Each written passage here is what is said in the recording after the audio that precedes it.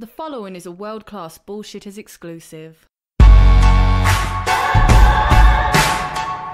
Welcome to World Class Bullshitters, the epitome of pop culture. I'm your host, Jeff Hicks, and with me tonight is the one, the only, Dion Green. Baby, boys and girls, children of all ages, and once again, I come to you humbled, very classy, and of course, chocolatey as shit, and I say, you're welcome. Up next is the last standing Simone Big Rig, Nick Utam. Riding in on the Pork Chop Express. And finally, by way of parts unknown, aka Appalachia America, Kendo Slice. All right.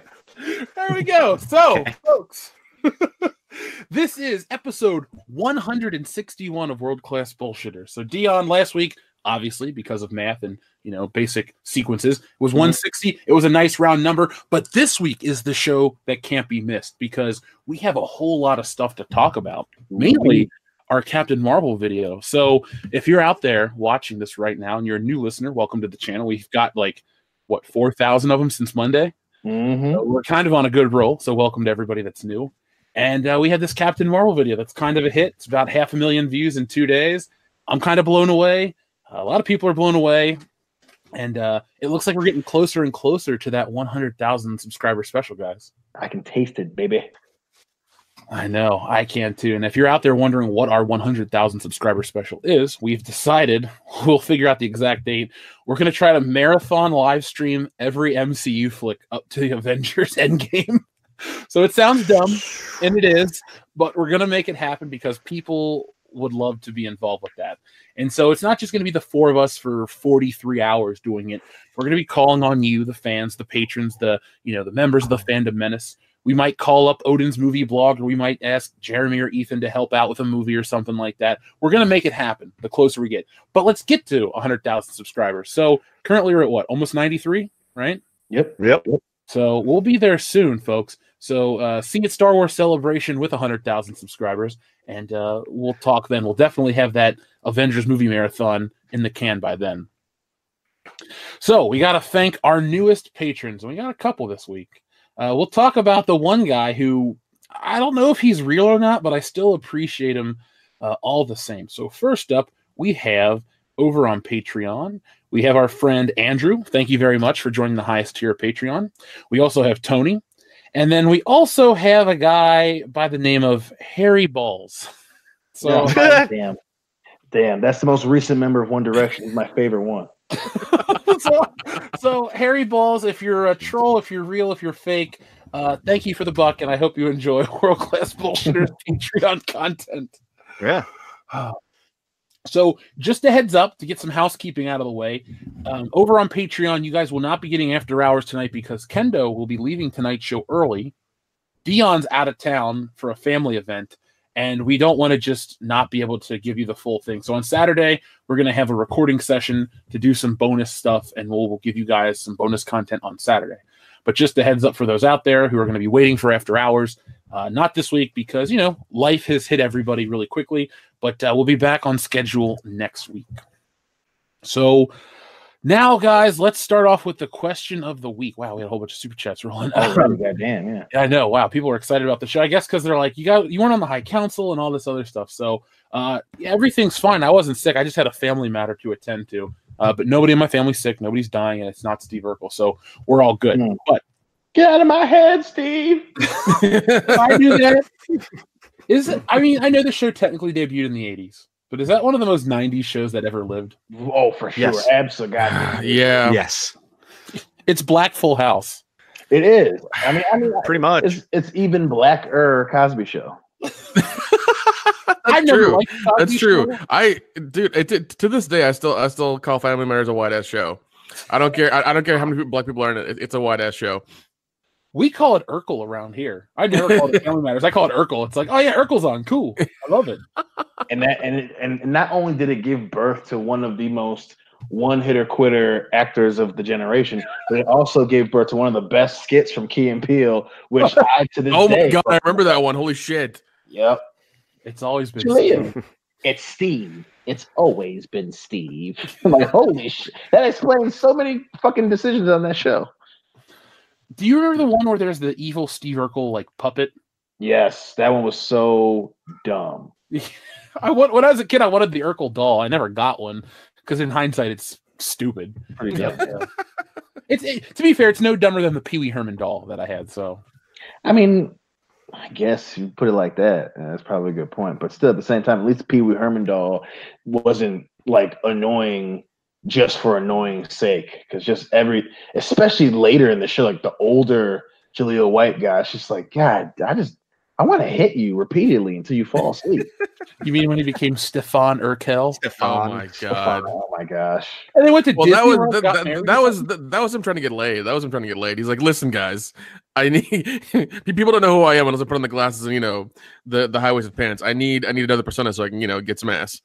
Well, the funny thing too is like as they got older and as Jaleel White and Urkel kind of got grew into himself a little bit. Laura didn't, and it was just so funny, like seeing like clearly the dynamic change. Where it's like, yeah, he's the better looking one, and he's still obsessed with Laura, and it's just like, I don't know about your life decisions, bro.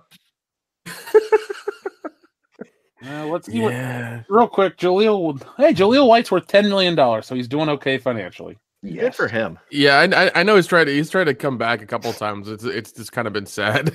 Well, he's been in some sci-fi originals. Well, you got to remember, he was the voice of Sonic the Hedgehog at the same time as he was Urkel. So, I mean, he wasn't only Urkel, but okay, he's only Urkel. Fuck it.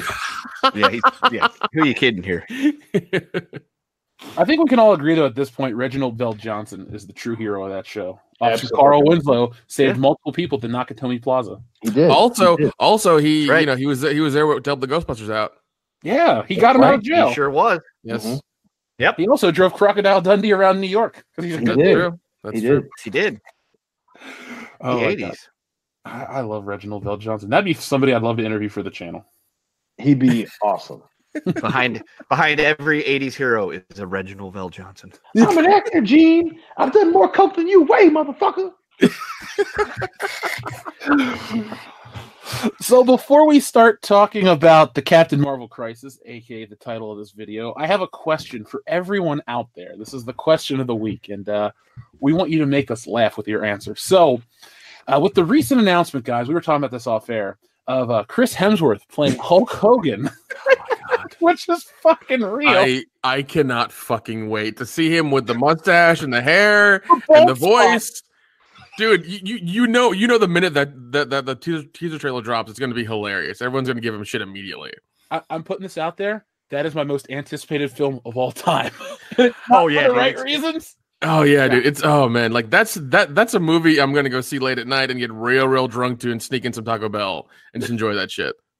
I'm going to be the first person in line with my Hulkamania t-shirt. Brother. Yeah. So that might be one where we have to get together to watch that. You know what? Let's put that out there right now. We're making it happen. World Class Bullshitters. Hopefully, the press will let us go see an early review or something. We can become actual members of the press. I'd love to see. Well, maybe. Well, I think WWE might like us more, so we can always like talk to them and be like, hey, help us out. Come on. I've been to 14 WrestleManias. Well, they owe you something, sir. They owe you something. Right. Yeah. A couple movie tickets. Hang out with Hulk Hogan. Yeah. But the question is, folks, can you pitch us your worst casting choice for a biopic? I mean, we're living in the world or the realm where that Rami Malek dude is Freddie Mercury and he's about to win an Oscar, hopefully. And there's all these big things going on with the biopic. We got Elton John's biopic coming out. He's being played by Taron Egerton, the dude from Kingsman. And now we have Hulk fucking Hogan played by Thor. Good day, brother. To me, I can't think of a shittier casting. Like, who the hell is going to play Hulk Hogan, though? And is the movie going to go into the sex trial? That's what I want to know. Probably not. Yeah, good question. If it doesn't, there is no God. Number one. Number two, if you don't think of an Australian former soap opera current demigod playing Hulk Hogan, then there's something fucking wrong with you, sir. Well, I just pulled out my classic Hulk Hogan action figure, the one that sits on my shelf, and I'm looking at him. And I'm looking at this Avengers thing that's on my desk, and I don't see it in Chris Hemsworth's face at all. My question is this. So are they going to have him grow his hair back out like he was in Thor and then shave the top of his head down so he's got that fading glory mullet going? Or are they going to actually, just put like a skull cap on him? Put a I skull love cap that. on him. Make it. You know what? You already made a horrible or a horrible choice for casting. Go further and put a bald cap on him that we can see the cement. Just do it. Just go ahead. Make it with your iPhone and just put it out there. It's fine. The Hulk I want to Hogan's know who's color. going to play the outsiders. I heard a rumor that I might be up for the role of Andre the Giant when they reenact the WrestleMania 3. Oh my segment. God. Keep it in the family is my whole Could thing. you imagine if they honestly I could get that role? That'd be really fucking bizarre. I mean, That'd I be don't think hilarious. Giant, but Oh my God, it you do. would be fucking amazing. It'd be amazing. All right, folks, let's make that happen. Chris Hemsworth for Hulk Hogan, Jeff Hicks for Andre the Giant. Yeah. I'll play Jimmy Hart. Nick is Bobby the Brain Heenan. Oh my God, no, Kenda, can you play Paul Bearer? Oh yes. There you go. That's better. I love it. So folks, we will be reading the chat tonight to see who out there has the best worst casting choice. Also, Idris Elba's James Bond. Just putting that out there. Oh God. I'm thinking we need to make our own 80s fucking WWE movie starring us. You could be Andre the Giant. We'll get Dion to play Junkyard Dog. I think Dion should be Hulk Hogan. Yep. Actually, fucking do it. We'll Do it. do it. Let's do it. Brother. It'll be just the four of us, and we'll just play multiple roles. Ooh. Like I'll play Ted DiBiase and Virgil. I call dibs on the Macho Man. Oh my God. Oh, Yeah, that'd be fun. dig it. Oh yeah, get your hands on Miss Elizabeth's ass. So, since we don't have after hours to do, I wanted to ask you guys this on after hours. What the hell was with Kofi Kingston, man? That was awesome. That made me was so great. Sad. So sad when he didn't win it, but I was just like, well played, Kingston. Well played. All those goofy ass tricks at the Royal Rumble. I was rooting for him hardcore, man. Did you watch SmackDown? Huh? I didn't. He got a title shot against Daniel Bryan at Fastlane. Son of a bitch. Okay. And Daniel Bryan in a 6-man tag match. So Nice. I'm like, holy shit, Kofi Kingston got me to watch SmackDown. Damn. That's cool. I know. That was a hell of a All match. right. That was a hell of a match. I'm going to go back and watch it again. Maybe over the weekend when I'm working on our next video. And believe me, folks, the next video is going to be a good one. By the way, tomorrow you're going to get part 1 of 3 from our P.O. Box video. I went to the P.O. Box. Wow, that's all I can say. I got so many boxes I had to open. I took an industrial-sized garbage bag filled to the brim with boxes. I looked like a fucking broke dick Santa Claus. So I hope you guys enjoy the video tomorrow. It's part 1. It's over 20 minutes long. Then there's part 2, which has one of the coolest things we've ever received, which I can't tell you guys on air. And then part 3 is all from one listener. Our buddy Realities Frank sent in copious amounts of Marvel stuff, so it's going to be a lot of fun. But part 1 will be out tomorrow in the morning, so be sure to check that out. And by the way, thank you for the dozens and dozens and dozens of Rose Tico figures I now own. That is not a joke. I got dozens and dozens and dozens of them. So I have an idea. yeah, we'll Kendall, we're gonna take them out to your house for the shooting range. I was gonna say I could also bring like some golf clubs with me next time I come to town, and we can fucking tee off on Tico. Well, do you know when the next time you'll be in town is? Because I do. Yes, it'll be March 15th. Yep, through the 17th for Horror Hound Weekend. So if you're a listener of this fine podcast and you're in the greater Cincinnati area, or you just want to come find us and hang out, we're at Horror Hound Cincinnati here in my neck of the woods. So come to the show, hang out. It's going to be a lot of fun. You can go meet Doc Brown. You can go meet Biff from Back to the Future. John Cusack was going to be there, but he backed out. Just for you, Kendo.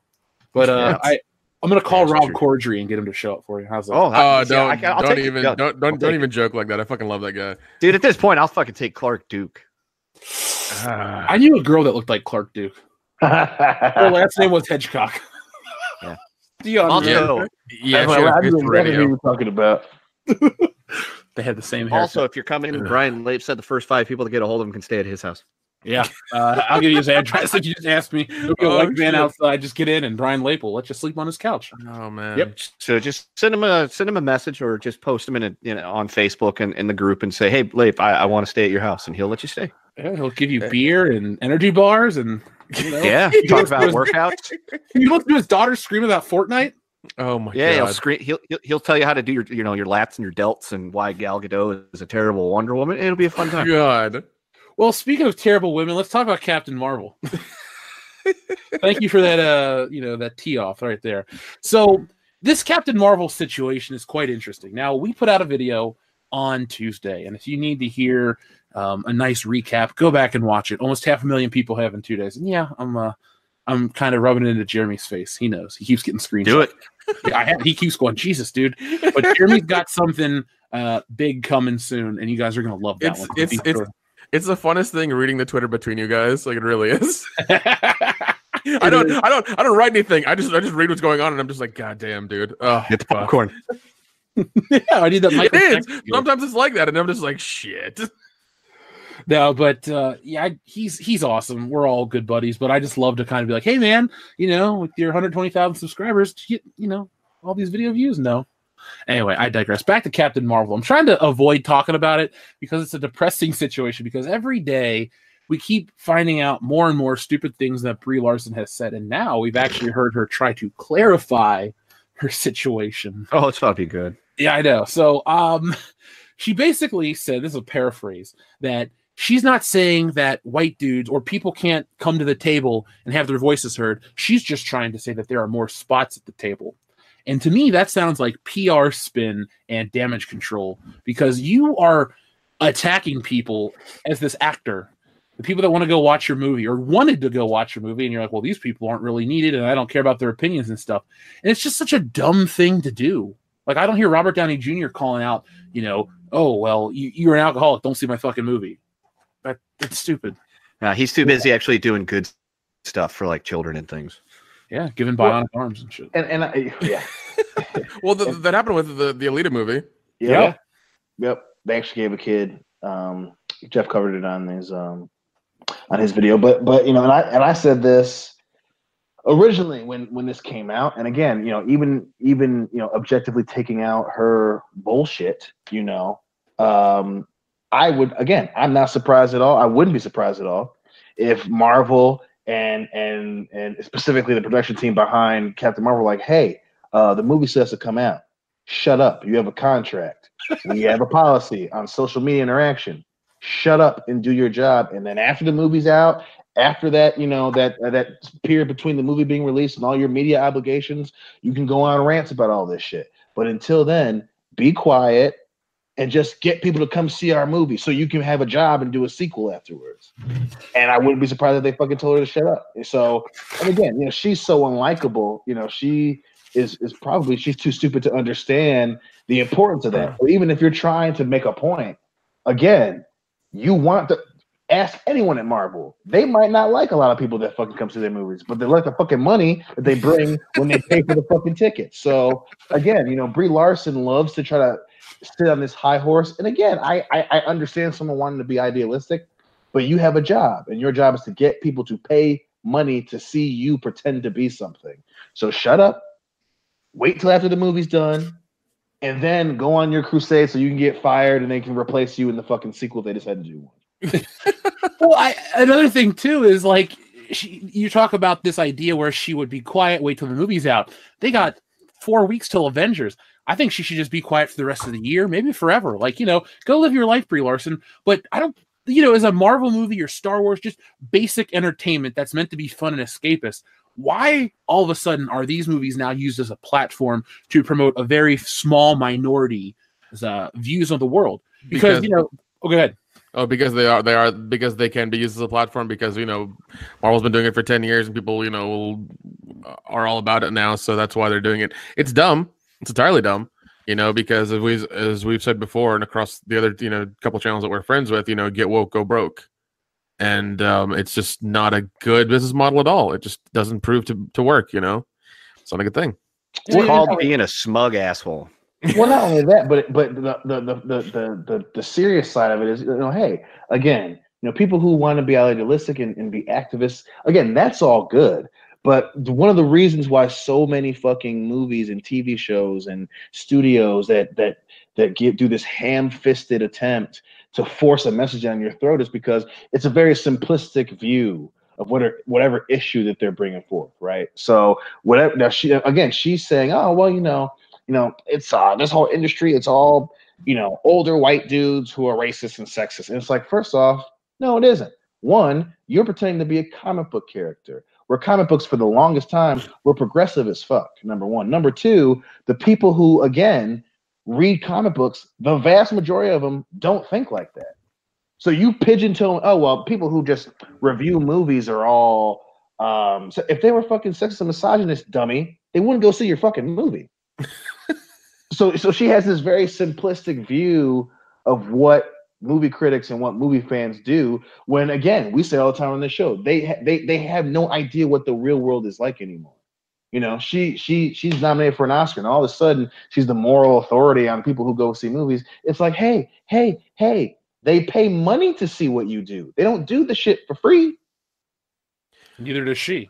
Yeah, and I mean, and watching movies costs fucking money. It's a lot of goddamn money. So if she felt that strong about it, she would have said, "Hey, Halle Berry, why don't you be Captain Marvel?" No, she fucking didn't. They offered her the fucking role, and she said yes. And now, in hindsight, now that it's 2020, she wants to, I want less white dudes to the movie. It's not your fucking. That's not your job. That's not your place. Yeah, you don't get to judge that. If a movie's shitty, like A Wrinkle, and here's the thing: bad critic reviews don't keep movies from making money. Right. Sometimes they do, but didn't Glass get just shit on, but it still made money, and didn't Alita get pretty much shit on, but it's still making money? Yeah. Venom. Everyone said Venom had a 29% or something. It made almost $1 billion. It was like 829 or something at the box office. Yep. So Brie Larson and her narrative of all these white guys are tanking movies for minorities. I mean, technically, I'm a minority. I don't give a shit about Brie Larson's crusade. You're not helping anything out. All you're doing is fucking with this. Here's the thing about geek culture. It was already progressive. It was already inclusive. Everybody was cool and invited and welcome. We're now at a point where they want to achieve something as a first again.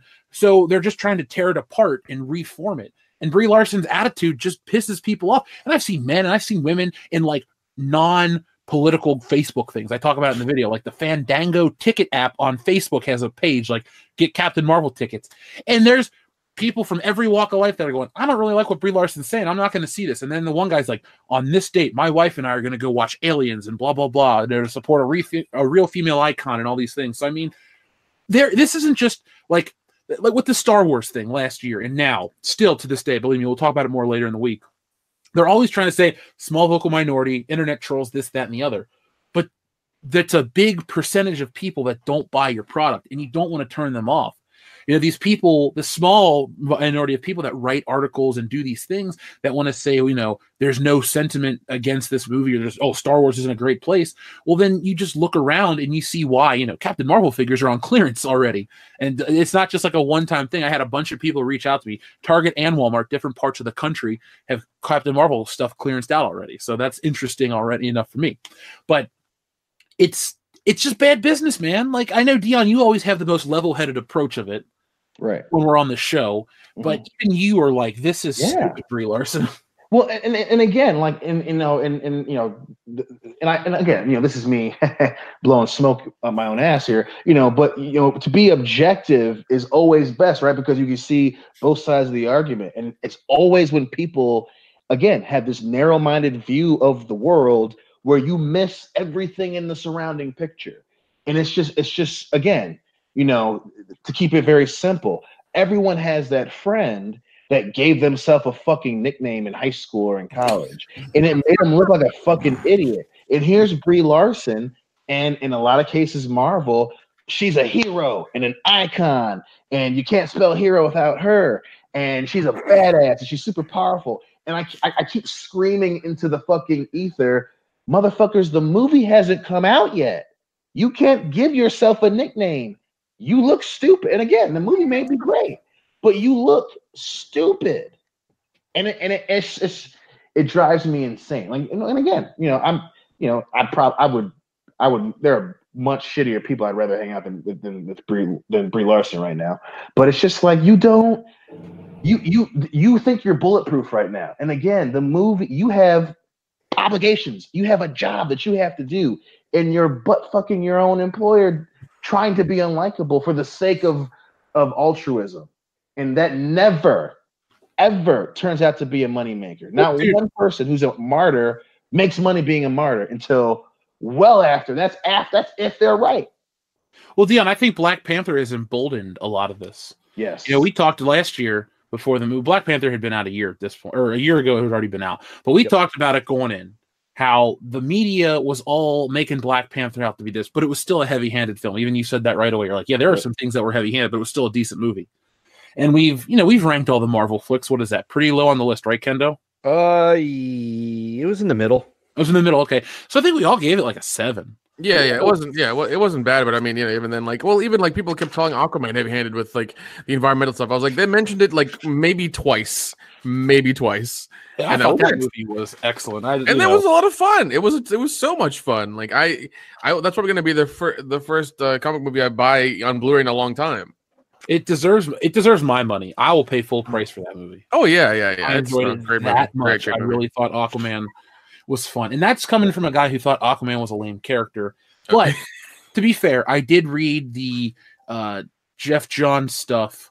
It was Jeff Johns, and like right around New 52 stuff like that. So I was kind of invested in that character, the reboot or whatever they did. So, but with Captain Marvel, and before people that are out there that are new, like Dion and I have read comics for over 20. What are we? I'm 30, you're 29, so we've been reading comics since we were at least 5 years old. Yep. Captain Marvel really wasn't a thing back in the day. No. This version of Captain Marvel came out in 2012, the Kelly Sue comic run. It's been overtly political the entire time because the Marvel books have been like this probably 5 or 6 years, longer. I'd say 7, 8 years. They've been really fucking political. I mean, it's just been ridiculous. And to that point about Captain Marvel, I mean, even if you take away, hey, maybe it's not because she's political that it's not a very popular book. In the last 5 years, she's been rebooted, I think, like 5 times. Yep. So it's not even if you take away the political bit, they know it's not selling, so they're trying to re-release it. She's not a successful character. They even shoehorned her in the Civil War too, and she was the worst part of that storyline. And that's saying something. That's a bad storyline, dude. Yeah. I stopped reading that about, what was it, like 10 issues long? Yeah. Well, you told me about it, and I was like, can't be that bad. So I think I got 3 issues. I was like, I can't do this. I can't. Like, holy shit. Oh, God. Because you and I will try to one-up each other. Like, can you read this shitty comic book? Can you read this shitty comic book? Like, I don't know. There is a line that we will draw with terrible comic books. Yeah. And, I just feel the need, especially with this new audience, especially with the political climate that we're in with these movies, to justify, or at least not even justify, to clarify where we come from with this movie in particular, because it's an interesting time, and I don't mean interesting in a good way. I mean it in a bad way, because movies are meant to be fun. Like a movie like this, you have your Schindler's List that make you, look at atrocities and, look at how it impacted people's life. It's meant to be a serious piece of cinema. Then you have like a Saving Private Ryan, not to do a double Spielberg hit, but that's more of a serious war flick in times. But then you get shit like a Spider-Man 2 that's, more escapist, or an Avengers, or, a Dirty Dozen, which is a war flick that's not as serious as others. You get these things where you just watch them and you have a good time. And the Marvel movies have always been that. Only with Black Panther have they kind of skirted towards that. Yep. But thankfully, Endgame, we've said it's the best Marvel movie so far. So I'm hoping that we can basically... Captain Marvel's irrelevant. I even say it in the video too. That at best the movie is irrelevant and it doesn't do anything with Avengers because it's 49 days. People will be focused on that. They'll release hype. They'll probably, I'll tell you this. The rumor is, this is just my guess. The rumor is that the Avengers is going to debut with the Star Wars trailer attached. If Captain Marvel is a dumpster fire, I say the Star Wars trailer comes out early. Oh yeah. Yep. Well, how early though? Like 2 weeks after? I'm saying, I'll put it like that. Okay, let's say Captain Marvel debuts with an abysmal box office. The fans are split. They're trying to do that Rotten Tomatoes thing where, because here's the thing too with Captain Marvel, they're trying all the tricks with The Last Jedi. That's what really bothers me too. But it also makes me happy because we and multiple other channels out there have called people out on The Last Jedi shit with Disney. The critics have changed their tune. The same critics that are saying how great Captain Marvel are now are the same critics who loved The Last Jedi and then changed as their job security became in jeopardy. Became the question, yeah. Like John Campy and all those guys. It's like all you do is kiss Disney's ass. Oh, well, I said something bad about the Clone Wars. The fucking Clone Wars ended 6 years ago, dude. And it wasn't Disney, dummy. Yeah. You shit on the old Lucasfilm. Oh, great. Haha. You dipped you shit on the prequels. Wow, you were really a great critic there, John. Yeah, he's really cutting them deep. But I mean, seriously, if this movie is abysmal and it does that, I'd say the Star Wars trailer, the title will drop let's say March 8th it comes out. Let's say by that following Thursday we'll get a fucking Star Wars title because they'll want to stop you thinking about it, and then they'll give you a teaser trailer, and then they'll say the full one's at the Avengers, and people will just kind of try to brush Captain Marvel over because you'll think 24-hour news cycle, you'll think this, you'll think that. But it'll be very interesting because you have your Scott Mendelsons and your writers out there that can't let this political nonsense go. I'd much rather read somebody that's like, well, this movie's coming out and it's based on this and blah, blah, blah, and that's the end of it. I don't need a political slant to every piece of Marvel entertainment these days. No, and with 24-hour news cycle, especially, nowadays with every little thing being political or everybody getting pissed off about something or the other, it's just like, it's too much. It's way too much. And that's why, I'm with you and, with all of us, like, we needed more escapist entertainment and less of this, woke bullshit, because I can't take it anymore. Can't take it. Yeah, I don't think it's gonna survive. Like right now, they're trying to politicize the Rotten Tomatoes thing, where they're saying trolls are sabotaging the score. No, they're fucking not. And I'm trying not to scream on the podcast. I apologize, but all it is people saying they want to see it or they don't want to see it. Because that's what's on there right now. Do you want to see this movie? No, that's all it is. That's all it is. Well, the worst thing too about that is, going back to your point about them changing their tune, when it's a movie made by someone they don't like, a crazy example, Kirk Cameron or that, the Dinesh D'Souza dude, when they make a movie and then no one goes to see the movie or they give it a bad review on Rotten Tomatoes, it's, oh, well, this is why we trust Rotten Tomatoes. This is why we love Rotten Tomatoes. This is why Rotten Tomatoes is a good thing because it's independent of mainstream criticism. But then when it's something like Star Wars or Captain Marvel, oh, it's just the trolls. It's just like you can't have your cake and face fuck it too. You have to choose whether either it's a good thing or it's not a good thing. You can't keep playing both sides of the field. And that's what drives me crazy about it, is because when it's someone you don't like, don't get me wrong, Kirk Cameron's an asshole. But I'm never gonna be like, oh well, they're all trolls. It's like, no, he made a shitty movie. And when you make a bad movie, people say bad things about your movie. It's not rocket science. We're not saying that, Marvel or Lucasfilm have to cure fucking cancer. Just make a good movie. And then when you don't make a good movie, fucking man up and admit that you made a mistake. Don't blame invisible trolls and robots out in the Twitter sphere. You made a bad movie. The money says it, the fans say it, the critics say it. Well, Dion, yeah, George Lucas is the prime example. People didn't like the prequels. I don't remember George Lucas going out and saying how bad and sexist everyone is for not kissing Natalie Portman's ass. So you know what he did? He just kept moving forward, but he didn't shit on the old Star Wars fans. And that's why, as the prequels came out, they're like, well, let's put out a video game based on the original trilogy. Let's keep the toy line going. Let's do this. Let's do that. It was as weird as it seems like a lifetime ago, but in reality, yes, it was 14 years ago, but that's really not that long. I mean, the only thing that's really different about the way the world operates is like the smartphone, because high-speed internet was a thing back when the Episode 3 movie came out. We had all these other pieces of technology. Social media was different, but it still existed. I mean, you could get high definition still and all these things. So people act like, it was a whole different thing. Life was very similar. It's just, slightly different. Right. So it's not back like it was such, it doesn't matter anymore. Yeah. Also, on Rotten Tomatoes, Captain Marvel is at 55% want to see. Nice. It went down. It was at 58. Yeah, and the user rating, I think it's like 14,605 people. So, well, until it comes out and you can rate it, you can't politicize it yet. So if it comes out and it gets whatever score, but even under that, it says, add your rating, not interested, want to see. That's what it says right now. That's all there is. That's all there is. That's all there is. Well, you can't rate something that hasn't come out yet. So Well, I mean, it's an interesting hot button issue that I don't want to say excites me, but it interests me because this could determine the future of Marvel movies. Like, here's the thing too. Let's say we had to have a female Marvel film right here. I would have rather had it be Black Widow.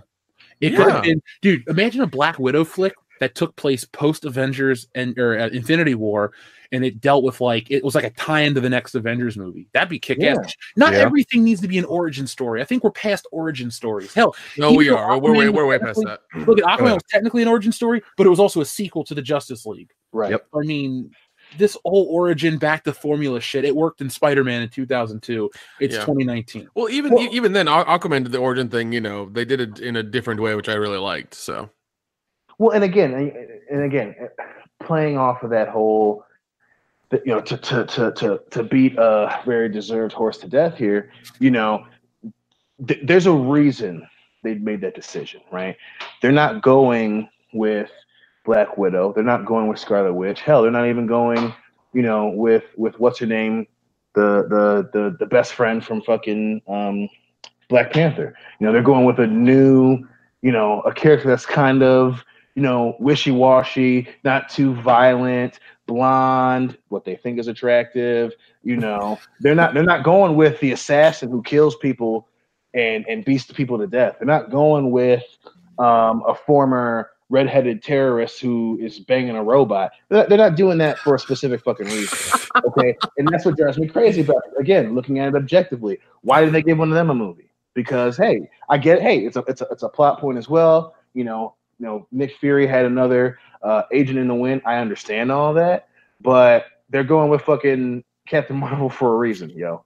So let's not pretend like it's they just they don't want to risk too much. It's like, no, they're fucking going with a character that if it fucks up, they can just toss it into the wind or start it over again. That's why they're doing it. I still think they should make the Marvel movie the redhead and the fuck machine. They need to make that. Yeah. I think that would make a lot of money in the box office. Yeah. We would buy our own theater out for that for other reasons, though. I was unaware that when they made Vision into what he was, they actually gave him functioning genitalia too. It's the power of the Mind Stone. I envision a huge rod. He went to Tony. He's like, "Listen, man, this chick's really digging on me. You guys didn't give me any junk. I need something, right? Hook me up, all right? Let's work this out. You're smart. Figure it out." I'm sure Tony has dude, that's what he's gonna do when he comes back to Earth. He's gonna come up with a insertable robotic penis prosthetic. Every man on Earth is gonna have too.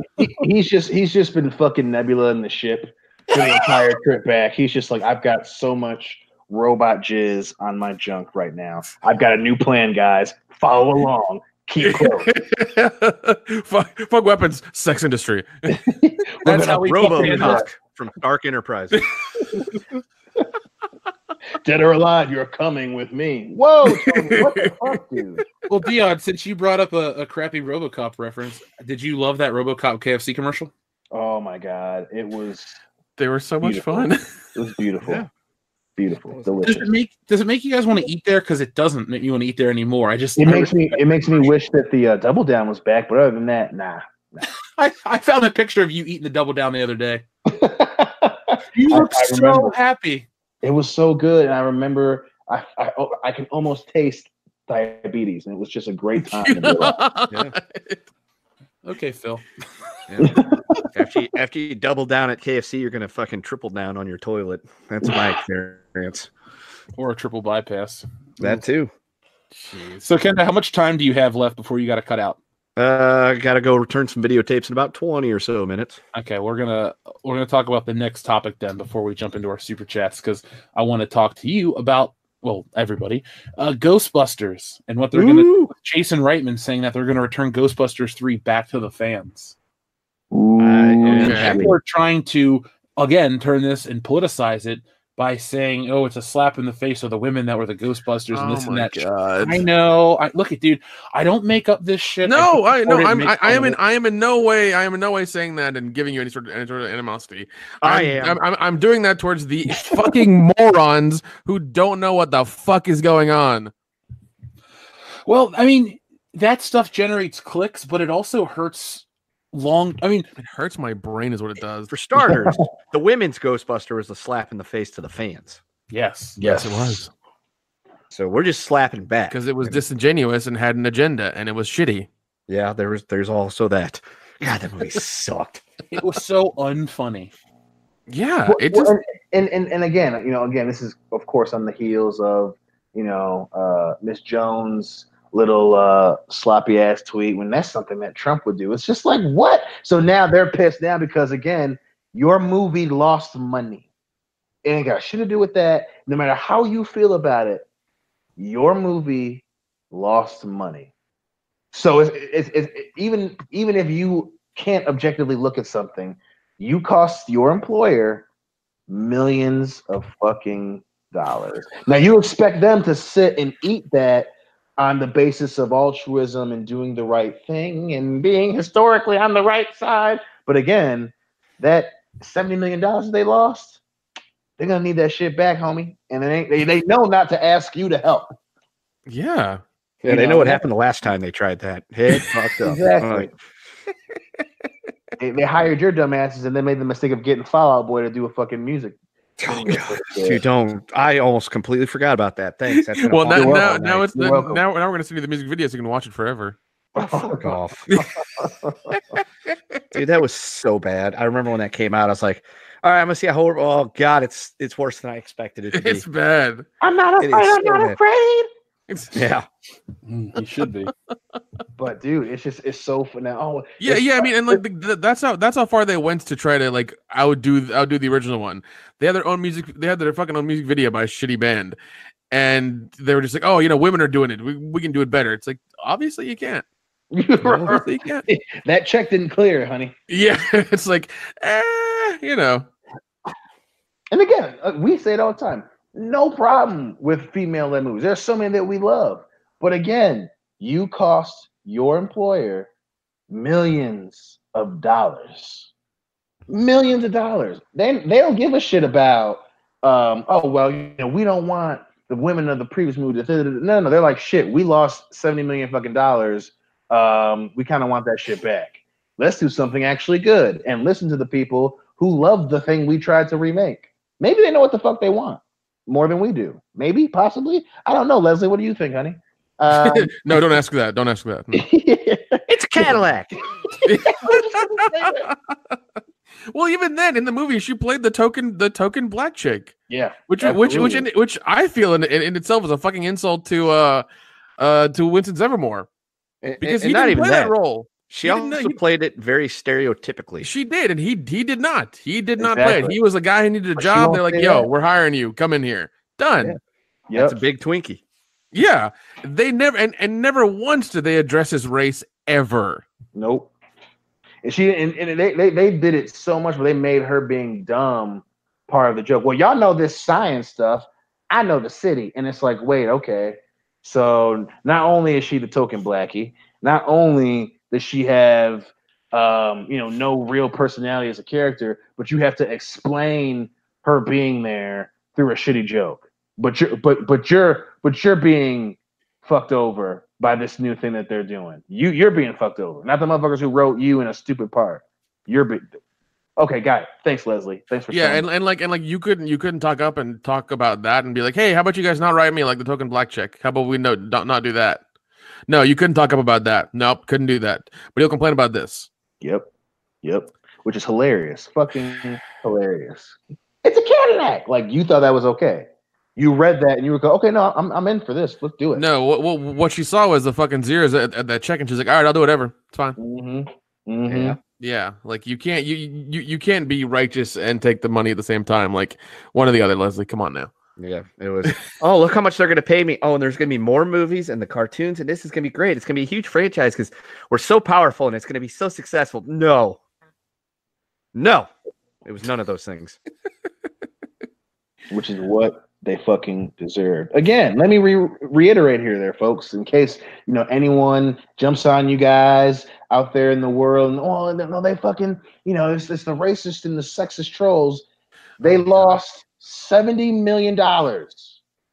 If everybody who watched the movies or if the majority of people out there were racist or sexist, there would only be white people in movies forever. Yeah. And there would be no historical like movies about Black history or anything like that ever. Every movie would be a birth of a nation.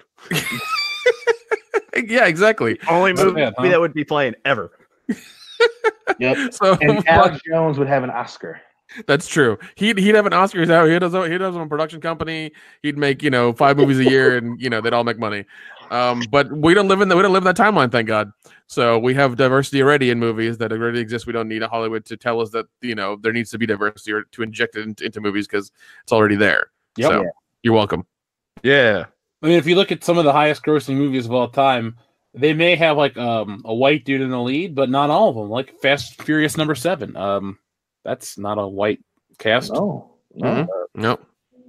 I mean, it's really not. I mean, Paul Walker's dead in that one, so. Well, no, he's on the poster. He died right after that one, so it's like him and Jason Statham. Rock is Dwayne the Rock Johnson is the most money making man in Hollywood right now. He's just him the and Rock on this him and Kevin Hart both. Yeah. Mm-hmm. It's funny how, yeah, if reality reflected how people like Brie Larson and Leslie Jones and all these out of touch celebrities, if we really were living in that universe, The Rock wouldn't be the highest paid actor. He wouldn't have all these things. No. Dave Chappelle's Netflix special wouldn't get millions of people to sign up. They wouldn't. Yeah, they wouldn't. Yeah, they wouldn't pay him $50 million to do comedy on Netflix. Key and Peele wouldn't be what it was. I mean, now Jordan Peele's kind of gone crazy with the Twilight Zone, but that's another topic. Which, oh god, I do love the fact that like he's so excited about having the Twilight Zone, but it's only on fucking CBS All Access. It's the only place you can get it. It's like it's the Star Trek Discovery of Twilight Zone. Dude. Oh god, and like I feel for the guy because like it's like all right, I get you're trying to do something, but that's a shitty deal. Like you should have gone with Hulu or something, man. Like you really should have. I think the whole series should just get out. Like you should have this show. Thanks for stopping by.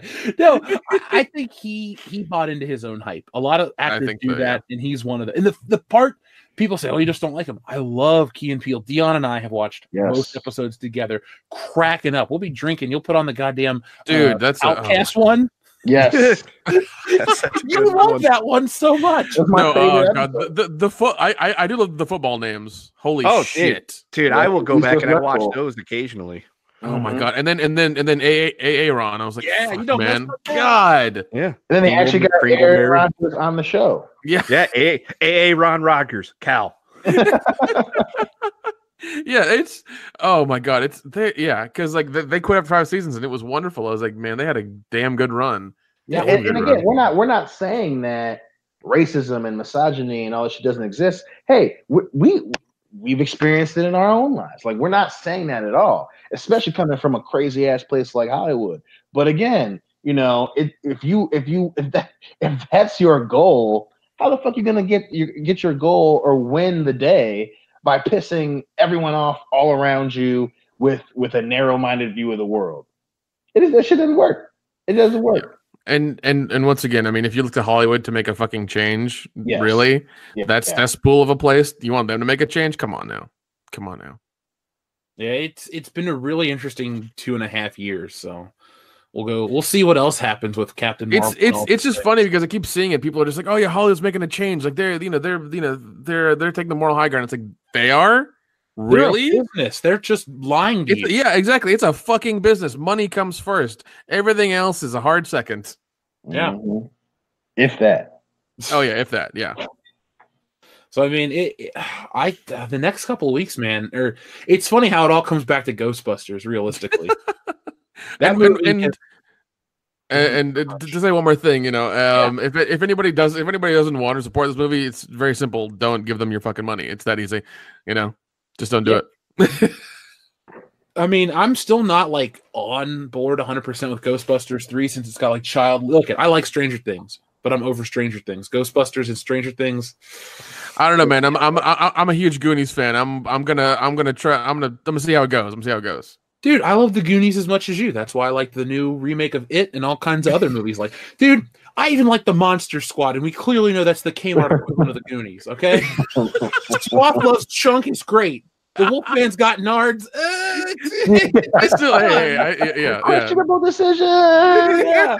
Stephen King rules. Okay, I'd rather wear a Purple Rain T-shirt and say, "Hey, whatever." God. Man. Yeah, but I mean, like, yeah, and I'm still on the fence about Ghostbusters. I will wait till I get a full trailer, but even then, I might still be on the fence. I'm happy how much they've shown. Like, oh, this is going to come out, and then it's like, oh wait, here's a teaser. I'm like, wow, that was quick. Yeah, I'm gonna be on the fence the whole time. I will probably judge it after I see it, and then even then, so yeah, I'm staying reserved and optimistic. But I'm cautiously optimistic. I'm going to wait till I get actual trailer, plot synopsis, who's in it, and all that good stuff before I decide if I want to, geek out towards it or just be like, God damn it. Yeah, well, it's a wise old man once said, while at work, dinosaurs broke out and tried to eat him. Hold on to your butts. Mhm.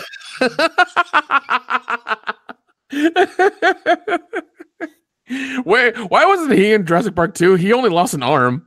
He could have come back with a robotic arm and kicked all those dinosaurs' asses. Just saying. Well, the arm was what was left. It wasn't like he just lost it. I was gonna say, I think the implication was that he was in fact completely eaten. Besides, that is the arm. that is the way you guys look. Want to look at it. I look at it as the glass was half full. I mean, why wasn't he in Deep Blue Sea too? Because he clearly got eaten and he was taken underwater where he drowned or got eaten. Ate me. All we got in Jurassic Park was an arm. That's all I'm saying. We got to find who the arm belongs to. All right, so our listeners have been waiting. They've been waiting long enough, guys. Let's show them some love. So first up, Dr. Coffin Nails. By the way, Dr. Coffin Nails, be on the lookout for the P.O. Box video tomorrow. You're featured in there, and I love your books you sent. He says he's devastated by the loss of Peter Tork. Only the world-class bullshitters can cheer him up now. That is the guy from the Monkees, right? Hey, we're the bullshitters. We're world-class and shit. And stuff. That's about as far as I'm going to be able to go with that one because I don't know the rest of that song. No, I just remember the episode where they got stuck in like a jail in a Wild West town. That's all I remember from them. It was like when I was a kid, they would do this thing called the Screen Gems Hour on like UPN. And so it was on when I was in school, but like if you're sick, you get to watch TV all day. So I remember watching that and I was like, wow, I'm going to watch some TV. Hold on, were the Monkees and the Banana Splits on the same show? No, they were separate. Okay, they were on in the 60s because everyone was, stoned out of their minds. Oh, yeah. But Dr. Coffin Nails, I hope you're doing all right, man. And tomorrow you're going to be a lot happier. By the way, awesome letterhead. Kevin Brown, thank you very much. I like John Campea and his show, but I'm starting to see the shill more and more. I don't know if it's because he's Canadian, he's out of touch with American culture, but he either ignores or is blind to the feminist push in Captain Marvel. I'm going to go with the ignoring. Yeah. Because, just because he's Canadian doesn't mean he doesn't. It's America Junior. So it's America Junior. I've been to Canada numerous times. It's essentially the same place, just with different, accents. And a little bit of French thrown in here and there. Yeah. But they got poutine everywhere, so that's cool, right? They do, and it's fucking delicious. Poutine, Molson, and Chris Jericho podcast for he's American. Edge and Christian show. There you go. They're probably citizens, but Jericho is at least born here. Yeah, born in Manhasset, New York, man. He was. He lived in St. Louis for a brief period of time as well. I'm from Winnipeg, you idiot. I love that so much. But Kevin, to answer your question more directly, I've been seeing that with John Campea and just all those people out west because they want to, get in with these companies. They'll never get a job. They're never going to be an actor or this or that because they're not talented enough. But what they want to do is, they want the fame, they want some kind of power, and they have to kiss a little ass to get it. And it's very, very obvious with all those people. I didn't make that John Campea video because I dislike his face or have a problem with him personally. No, I just dislike his politics, the way he does his, his operating with the movies and stuff, the way he reports on those things. Not as I should say personal politics, just the way he operates and handles the situation. He, I don't know. I'm just not really a big fan of how he does that. He's clown shoes. There we go. So let's see what else we got. Nicholas Glenn says, Jeff, where have you been, brother? No morning show, no high council? What's been going on? Well, I've been making videos, man, that are, getting big views and working on comics, and I'm still here. I'm here right now. But I had some family stuff I had to attend to for the high council, but I'll be there next week. Can't wait. And just making videos all the time, left and right. So if you need me, just come back to the channel. There'll probably be something new. Also, he's drawing a comic, that's a thing. Yeah. It's it's fun. I can't wait for everyone to read the ending. I love getting sent all the stuff, all the little cells you sent us. It's you guys know way well. Obviously, you're in the fucking thing, but you guys know the whole story, and you get to see way more. Yeah, but just seeing the drawings and the way everything is done is just like, oh god, I can't wait. I still haven't gotten to share the part where you jump from the attack our buddy Harrison. That's my favorite panel because you're like, Oh, see, this is why I have to stop though, because I'll start saying shit and start. Just don't. Just keep it under wraps. I'm We'll talk about it, off air. No, but I'm always with you, Nicholas Glenn, spirit, and just go to YouTube. You can hear my voice. Obi-Wan 27883 says the real question is, how many Ticos did you get? Dozens and dozens and dozens. I shit you not. I got every potato sack version of Rose Tico from Hasbro in quintuplicate times 2. I don't know. I got a lot of fucking Rose Ticos. Too goddamn many. Find out tomorrow. Find out tomorrow. The video is done. I just got. He has so many Rose Ticos, he can make a Rose Tico snow angel. I wonder what I'm going to do with all these. I got a plan. I got a few ideas too. Laser Pants Toy Junk, thank you very much, says, so what's the plan for the Star Wars Celebration meetup? I've talked to Ethan and Jeremy to get those plans finalized, and we'll make all those announcements on the High Council. Mareth Aline says, listening to you guys as I drive home from visiting family in Tennessee. Well, I hope the drive is safe. Nick, I know you're from around those parts. Is there any snow in the south? Is Mareth Aline safe? I think you should be. Hold on, let me check the weather. I know it's snowing in Vegas. So things are some friends of mine showed me it was snowing in Vegas. I was weirded out. I was like, that's crazy. Do you think for the show we need to go to Vegas or on a cruise? Both. Can we go to Vegas and then fly to a cruise? Can we do that? Well, Nick, if you fly to a cruise, it's just called flying. But no, I think we should do both. Yeah. The hard sell is Dion though. Ooh. Well, if you're threatening me with a good time, then I am threatening with a good time. It's just the 4 of us on a cruise with unlimited alcohol tickets. Dude. Oh boy, dude,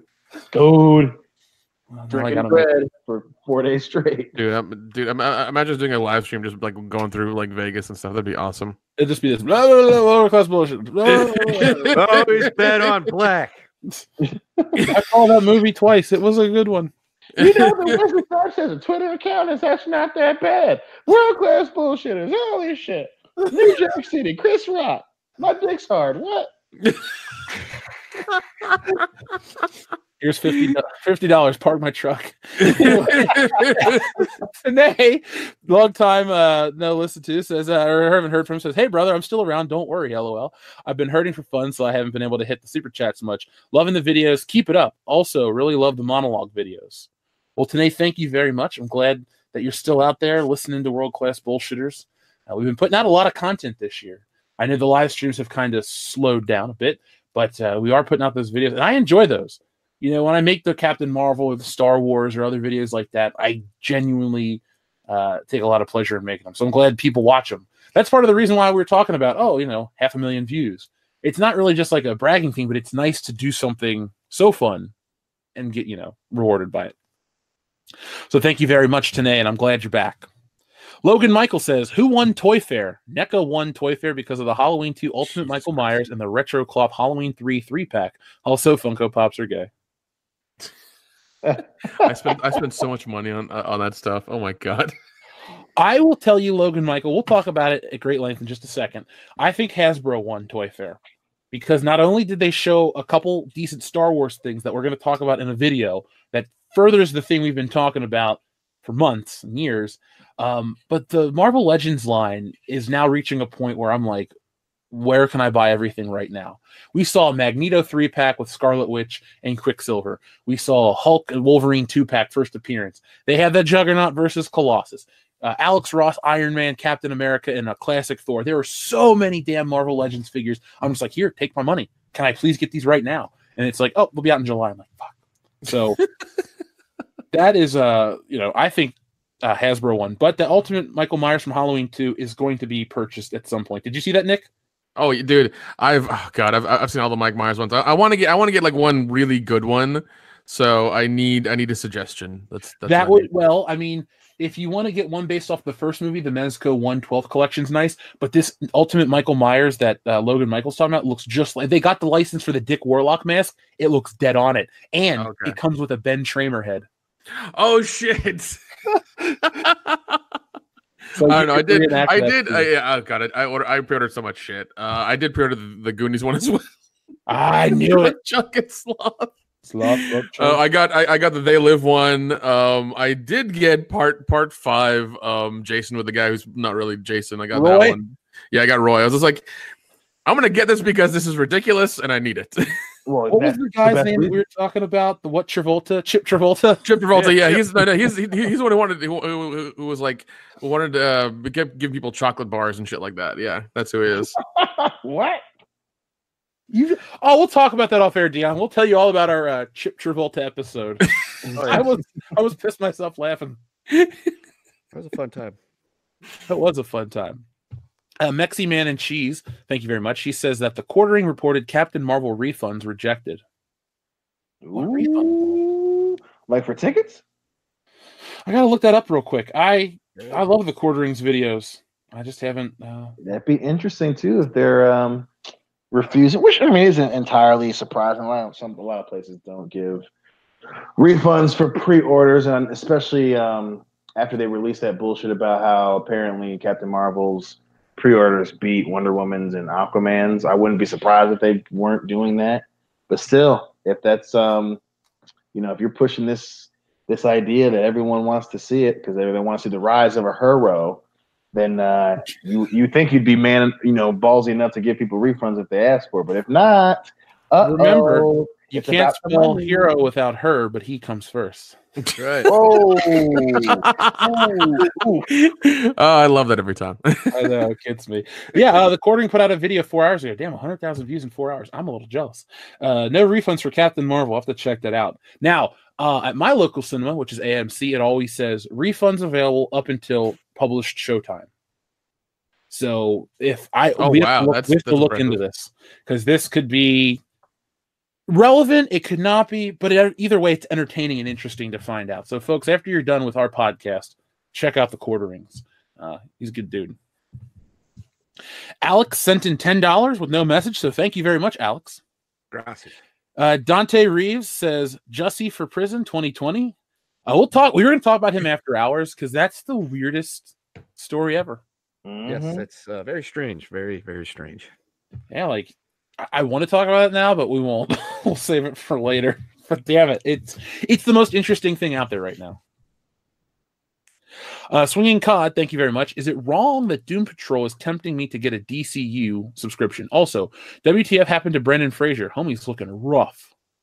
Oh, really? Damn, man. Yeah, He's been looking rough for like 20 years. To be fair, he was still looking okay in The Mummy too. Yeah, even in The Mummy 3. And the first Journey to the Center of the Earth. Yeah. Where is he? Where did you see him when he's looking rough? Is it just in general, or I think it might be the Doom Patrol stuff. Oh, okay. By the way, Swinging Cod, as your friend, I have had a DCU subscription since day one. I actually pre-ordered that shit to get the 15 months for the price of, I don't know, $70. I have not used it in like probably 4 or 5 months since Good Morning Pop Culture we were talking about it on there. But overall, it's a decent service. I need to go back and watch some more stuff on it.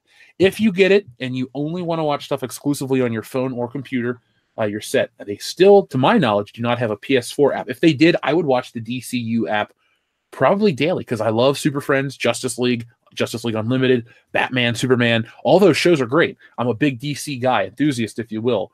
But they didn't really think out the service. The WWE Network, they had a PlayStation app or Xbox app on day one. So they kind of had that in the bag. So we'll see. Doom Patrol looks interesting. I saw the trailer. I have not watched Titans yet. I don't have the nerve to watch Titan. I just sat through, what was that, Gotham, and we were bitching about it the whole time, guys? Yep. Yeah. I don't know if I can physically or emotionally handle another, shitty drama on a DC property. I don't know. The Doom Patrol trailer reminds me of Watchmen. That's really weird. Dion, remember, you have to keep March 6th open. Yes. Because on 369, which is a Wednesday, we're going to be doing a live stream of Watchmen, and one of our listeners requested to be on it. So if you're out there, you were a patron, you requested again, so I know exactly who you are, because we will do that. Oh, dude, I love Watchmen. And we will determine which version we're going to watch very soon, so we can give everybody like 2 weeks' time to get yourself a copy and join us. Because Watchmen, we have a very interesting history with Watchmen, Dion. Yes, we do. We goddamn do, don't we? Absolutely. This is an interesting request, which I will oblige. AJ Journeyman says, "Sing the Bat Dong song again on 100K subs." Sure. Ooh. I love. You guys have heard the Bat Dong song, right? Yep. Okay, I'll tell the story when we hit 100K subs. I'll tell the story again too. Chewbacca fan 0824 The Virgin. Love that name. I wonder where he got it from. You need to respect strong women like Captain Marvel. Well, okay. Yeah, man. Yeah. You right, man. I really wish that there was a movie that I could watch. Yeah, that I could be like, yeah, man, that's a good movie. Strong, independent. Yeah. Oh wait, there are. She ain't the first. Yeah, like Ellen Ripley. Like Wonder Woman was a strong woman character, and the movie was way better. So. By the way, I finally watched Alien all the way through. Ooh, what'd you think? Okay, I prefer Aliens What? every day. I get that Aliens is better, but only okay. I enjoyed it, but I mean, I wasn't scared like I was supposed to be. Really? Yeah, I liked the movie. On a scale of 1 to 10, probably a 7. It looks great. I will say this though, visually, the interior of the ship, the Nostromo, looks great, but the effects for the ship effects outside did not match Star Wars, and this came 2 years later. So even special edition changes outside of it. I'm talking the original Star Wars cut. Star Wars just, I don't know, I like Star Wars more, but Alien's a good movie. I just prefer Aliens. Don't like Alien 3, and don't care about, was it Resurrection? No, we don't talk about that. No one should ever. We don't want to talk about Resurrection. But like this though, when Joel showed me Aliens for the first time, I was like, "This is awesome, Joel. You actually have decent taste." No, that was the first one I watched as well. Before I watched Aliens or Alien, and I still love both of them equally. They're both different films. They're both different different things. But yeah, No, I love to me. One of my favorite movies. Obviously, I still love Aliens more. Obviously, it's a great sequel, one of the best sequels in terms of sequels. But God, I remember seeing Alien the first time I was a little kid. It scared the shit out of me. Oh yeah, I'm 30. So well, that might have a part in that too. But I did like the part where Sigourney Weaver was trying to put on But I did like the part where Sigourney Weaver was trying to put on the suit in her underwear, and it was just a very odd angle. I was just like, oh, okay. That movie is very sexual. Put it like that. Yeah, no wonder Dion has a hard on for her. Yep. She brought me into manhood at a tender age of 7 or 8. He doesn't even remember. I felt tinglies in my pants, and I've wanted to thank her ever since. Well, the channel keeps growing, man. We'll get to thank her. Did you know that at 100,000 subscribers, YouTube lets you pick a celebrity to hang out with? That's right. And since I'm the son of Andre the Giant, I won't pick a wrestler. We'll just get you Sigourney Weaver to come to your birthday party. The gods are just. The gods are just. American Trent 007 says, "Congrats, guys. Glad to be watching live again." Trent, welcome back to be watching live. I mean, I talk to you almost every day, so hey, what's up, man? Tell me who you thought won Toy Fair. Here's a name I haven't read in a while. The Hunky Chunky Funky Monkey says, there once was a man from Bombay who sailed to China one day. He was pinned to the tiller by a sex-starved gorilla, and China's a bloody long way. Damn, dude. Okay. That took a left turn. Yeah. So did the ship. Did you hear China's getting inducted into the Hall of Fame finally, Dion? Yeah, part of DX. It made me very happy. Deserves it. That woman is probably the most important woman in the history of wrestling. Hey, there's an important woman as well besides Captain Marvel. Yeah, I love how people want to, push this narrative of, how we talk about certain things, but, real trendsetters get the respect they deserve. A hanger-on like Brie Larson's just, a hanger-on. Shit, China won the goddamn Intercontinental Championship, so that's she was the first woman in the Royal Rumble. There was a point where she was going to be, she was almost the number one contender. Maybe she was number one contender for a minute. She lost it. Yeah, she lost it. I'm just saying, there were a lot of things with China and these, women in other aspects, but because it's Marvel and people are so emotionally attached to what Iron Man did 10 years ago, you say something bad about Captain Marvel, it's tantamount to a crime. It's almost like you punched her in the face in real life. Like, Yeah, whoa, even though the movie hasn't even come out yet. Yeah, exactly. let's all be angry right now before it even before anybody's seen it. This next message makes me kind of sad but happy at the same time, because it says, from Servant God 777, finally my weekly dose of WCBS. After a car crash yesterday me and my sister had, this is a godsend. Also, party boom! Damn, So man, well, I'm Glad you're all right. doing okay, man. Yeah. We really appreciate that you're spending your time with us, but we Yeah. hope, I mean, we've all been in car wrecks. They're scary. So. I hope you're listening to us at home. Yeah. But I'm glad we're able. What? But I hope his dick still works. Me too. Obviously not with your sister, but you get what I'm saying. Yeah, Dion, you're making it weird now. Shut up. I mean, not that you should. I mean, if you want, whatever. God bless. No, but I'll joke at a guy. Or joke at a guy. Damn it, Dion. I'll joke it aside. Servant of God 777. We're glad you're all right, and we hope you're enjoying your weekly dose of the show. I'm having a good time tonight. You having a good time, Dion? Oh yeah. You having a good time, Nick?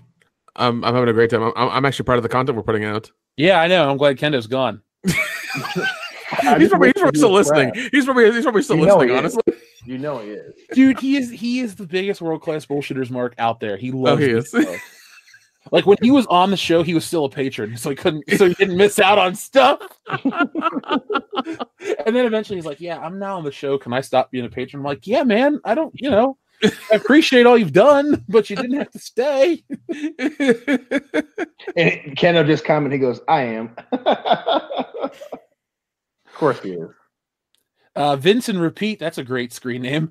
Maybe at the very end of Captain Marvel, Monica Rambeau will bitch slap Carol Danvers to death and steal her powers. God, a man can wish. A man can fucking wish. I don't know what that means. Well, to be fair to Monica Rambeau, there's another there's multiple Captain Marvels, Nick. But in the 80s, there was a black woman who was Captain Marvel. Her name was Monica Rambeau, and she was well received by fans. Dion talked about how comic books have always been progressive. They had a black woman lead the Avengers in the 80s. Okay, That wasn't a big deal. It was just, she was an interesting character. But we keep going back to this like new first with the MCU, and it's frustrating because, Dion, correct me if I'm wrong, don't we fucking love Marvel movies? Absolutely, man. Did we not, when we first started hanging out in 2008, say, man, that Iron Man movie looks pretty cool? We were gonna. The only reason we didn't see it together is because we moved home out of the dorms. Did we not watch a bootleg of Iron Man 2 on a Monday and then on a Friday go see it in theaters? Is the last thing we did that year at school? Absolutely, we did. Sir. Did we not go see Captain America: Winter Soldier on vacation in New Orleans during WrestleMania weekend? Amen, brother. Amen. Tell him. And did we not, when I came up to visit for New Year's, we were trying to kill a couple hours. Did we not watch all of Avengers Infinity War and didn't speak to each other because we were that engrossed in the story? Yes, brother. Preach, brother. Preach it. Let him know, damn it. Let him know. So it hurts me to have to be so hesitant. Even Guardians of the Galaxy, which I was like, I don't know if this is going to be any good. And then I saw it and I was like, man, that was cool. A talking raccoon sold me. Trash Panda or not, I love this movie. Oh, man. But Vincent Repeat, again, I love that name. Yeah, I wish Rogue would steal her powers, or Monica Rambeau. Anybody. I really wish Katie Sackhoff was there instead of Brie Larson right now. One thing I do wonder, now I could be reading into it, but we know there were these reshoots with this movie and Avengers. I really wonder if they took, a temperature of the room and decided to dial it back, and they're letting the movie play out the way it is in the media, but when the movie comes out, it could have been worse type of thing. I wouldn't be surprised at all. Again, I think a lot of it too was they may have, had some test screenings, and I'm as much optimism as I have in Marvel fans, Marvel movie fans rather, they probably were like, yeah, that was really heavy-handed. That was super heavy-handed. Holy shit, that's heavy-handed. And they were like, okay, well, we don't want to be that movie. We don't want to fuck up our track record, So, and again, Marvel hasn't done anything to diminish my faith in the product, but yeah, I would not be one bit surprised if that was exactly what the fuck happened. And remember, we'll be completely honest with the review. There's no reason to bullshit you guys. So on March 7th, that'll be our Captain Marvel episode. Was that 2 weeks from now? Yep. Yeah. Yeah, fuck. I gotta get tickets. Yep. Yeah. That's well, I don't feel too bad because typically that's kind of the thing that we do. We've been doing the last few Marvel big comic book releases. We all go see it. So I don't want to pay money in this movie. Please, I hope that I'm right in this movie. It's actually gonna be good. Fuck. Let's see, Mexi Man and Cheese. Again, now this is a super chat that I understand. I don't think most people will understand. Chris Hemsworth with blonde Chinaman hair, 10 out of 10. Chinaman hair. I love that episode of It's Always Sunny in Philadelphia, dude. It's so good. The Trash Man, and then there's Ben the Soldier. Mm-hmm. You're my Desert Rose. Yep. Who are you? I'm the Trash Man. Oh, Jesus, did I cut you, Cricket? And he's bleeding. Yeah. Slowly raises his hands up. In Real American Place. Oh, my God. I need to watch that tonight, Mexi Man and Cheese. I need to watch that tonight. Grand Inquisitor. If they don't call the Hulk Hogan movie a Real American, they will completely effed it up. Oh, my God. I love it. What I want is all of the MCU characters to be in that movie, just as random other characters they shouldn't be. Oh, dude, that's what it should be. Dude, that's incredible. Please do that. Holy shit! Please do make his manager be Robert Downey Jr. and just have everybody in there. No, Robert Downey Jr. would have to be Jimmy Hart. He'd have to be Jimmy Hart. Yeah, just have all the MCU there and just be like, we're gonna fuck around for 2 weeks, just enjoy this, and that's all it is. Josh Brolin should be Vince McMahon. Yes. Oh my God. Yes.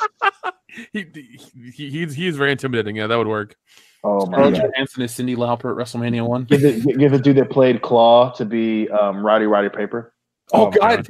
Andy Serkis is Roddy Piper. Yes, Andy Serkis is Roddy Piper. That'd be great. That would be incredible. Please do that. Oh my God, please do that. Please do that. Please do that. Oh, Dion, by the way, yes. I got the Lord of the Rings box set now. Holy shit. What made you get that? Oh, the listener sent it in the P.O. box. No, thank you, listeners. About goddamn time. So I got it right here, the extended Blu-ray edition. I really want to watch these soon. Yeah, I actually got to get the Blu-ray edition myself. I still got the DVD editions, but what are you? What are you? Fucking fan or something? Late or something? Fucking rug chug Lord of the Rings. Sorry, Mighty Nick 100 says, I have a feeling Avengers 4 won't be as good as Infinity War. Don't say that. Mighty Nick, can I tell you a secret? I feel the same way because I was so blown away by Avengers Infinity War. Here's the reason why I'm going to agree with you now, because the payoff is never as good as it is in your mind. So when you get that, oh my God, Thanos won this, that, and the other happened, holy shit moment, what's next? Well, maybe never knowing is the truly great part of that. Yeah. That's how I feel. Now, I know you guys feel differently. I feel different. Well, care to elaborate? Oh, sorry. I thought you were going to say something else. Well, you were finished. Will allow me to retort. Listen, I think, again, if there's any franchise that has proven over and over and over again that they at the very least, somewhat match the fallout from a previous cliffhanger, it's fucking Marvel. And again, even with the trailers, I mean, one of the greatest indicators of a franchise that has in full stride is when they fucking play out big events. So that trailer of seeing, stadiums fucking empty, and you finally see Hawkeye, and he's clearly fucked up from thinking that his friends have been annihilated, and you have it's just all these indicators that they're carefully going over everything they did in fucking Tony Stark recording a message for Pepper Potts. I mean, God, it's just, I'm so fucking excited. Even if the payoff isn't to the same level as the end of Infinity War, the fucking journey there is going to be, oh my God, this shit's going to have nuts in it. I can't fucking wait. Oh my God, I can't. I might all the nuts. All the nuts. I might just cut a hole in my fucking popcorn box, put butter on it, and just tell Hillary to go to town, because I don't know if I can fucking deal with the payoff on this one. Oh my God, I can't. Hey, since you brought up that Deadpool joke, did you see Hugh Jackman get his Guinness Book of World Records achievement? I did. Wasn't that awesome? He was what happened? What did he get? He got a Guinness world record for being the longest running superhero. Him and Patrick Stewart got an award. Oh, shit. Yeah, and there's a video of him receiving it. He's in like a press junket, and they come up to him, and he just starts smiling, and he's like so happy. Yeah, like you can tell, like that's what it was. What were we talking? I think it might have been when we were reviewing Logan, and everyone was kind of like, "Yeah, he is gonna always play Logan as long as he can." Seeing him get that reward, he just starts fucking beaming like a fucking kid. I'm just like, and who's still pissed about it after seeing that is Doug Ray Scott for turning that shit down because motherfucker Hugh Jackman. God damn, who doesn't love him as Wolverine? I'd be hard pressed to find one goddamn person. He's the best. Like I love RDJ as Iron Man, but Hugh Jackman Wolverine. And I think it couldn't have been timed better because you see the video of him and Ryan Reynolds where they were having like a end to their beef video. By the way, I love their stuff all the time. Like, oh god, them fucking with each other is like the greatest thing. It is so good, and then to have him get the Guinness World Records for longest superhero is just fucking perfect timing. God damn it, he's a worldwide treasure. We love you, Hugh. Let's see. American Trent also says Idris Elba's General Robert E. Lee, black and gray. Oh man. Stone Cold Jeremy, what? Says Johnny Depp is Dude Love. What? What is right? What? Oh my god. That'd be. I don't know. He's old and senile enough. He takes enough fucking pills. He could probably do it. Plus, he fucked up a relationship with Amber Heard. So And then she went to I think Elon Musk. And then they broke up. And then they broke up. It must be her, not the guys at this point. That's true. That's true. I don't care what anybody says. That apology video they had to do for Australia is still hilarious. That pussy is crazy. Riv Antare says Pablo Hidalgo is El Chapo for the worst biopic. I think that is why he blocked me.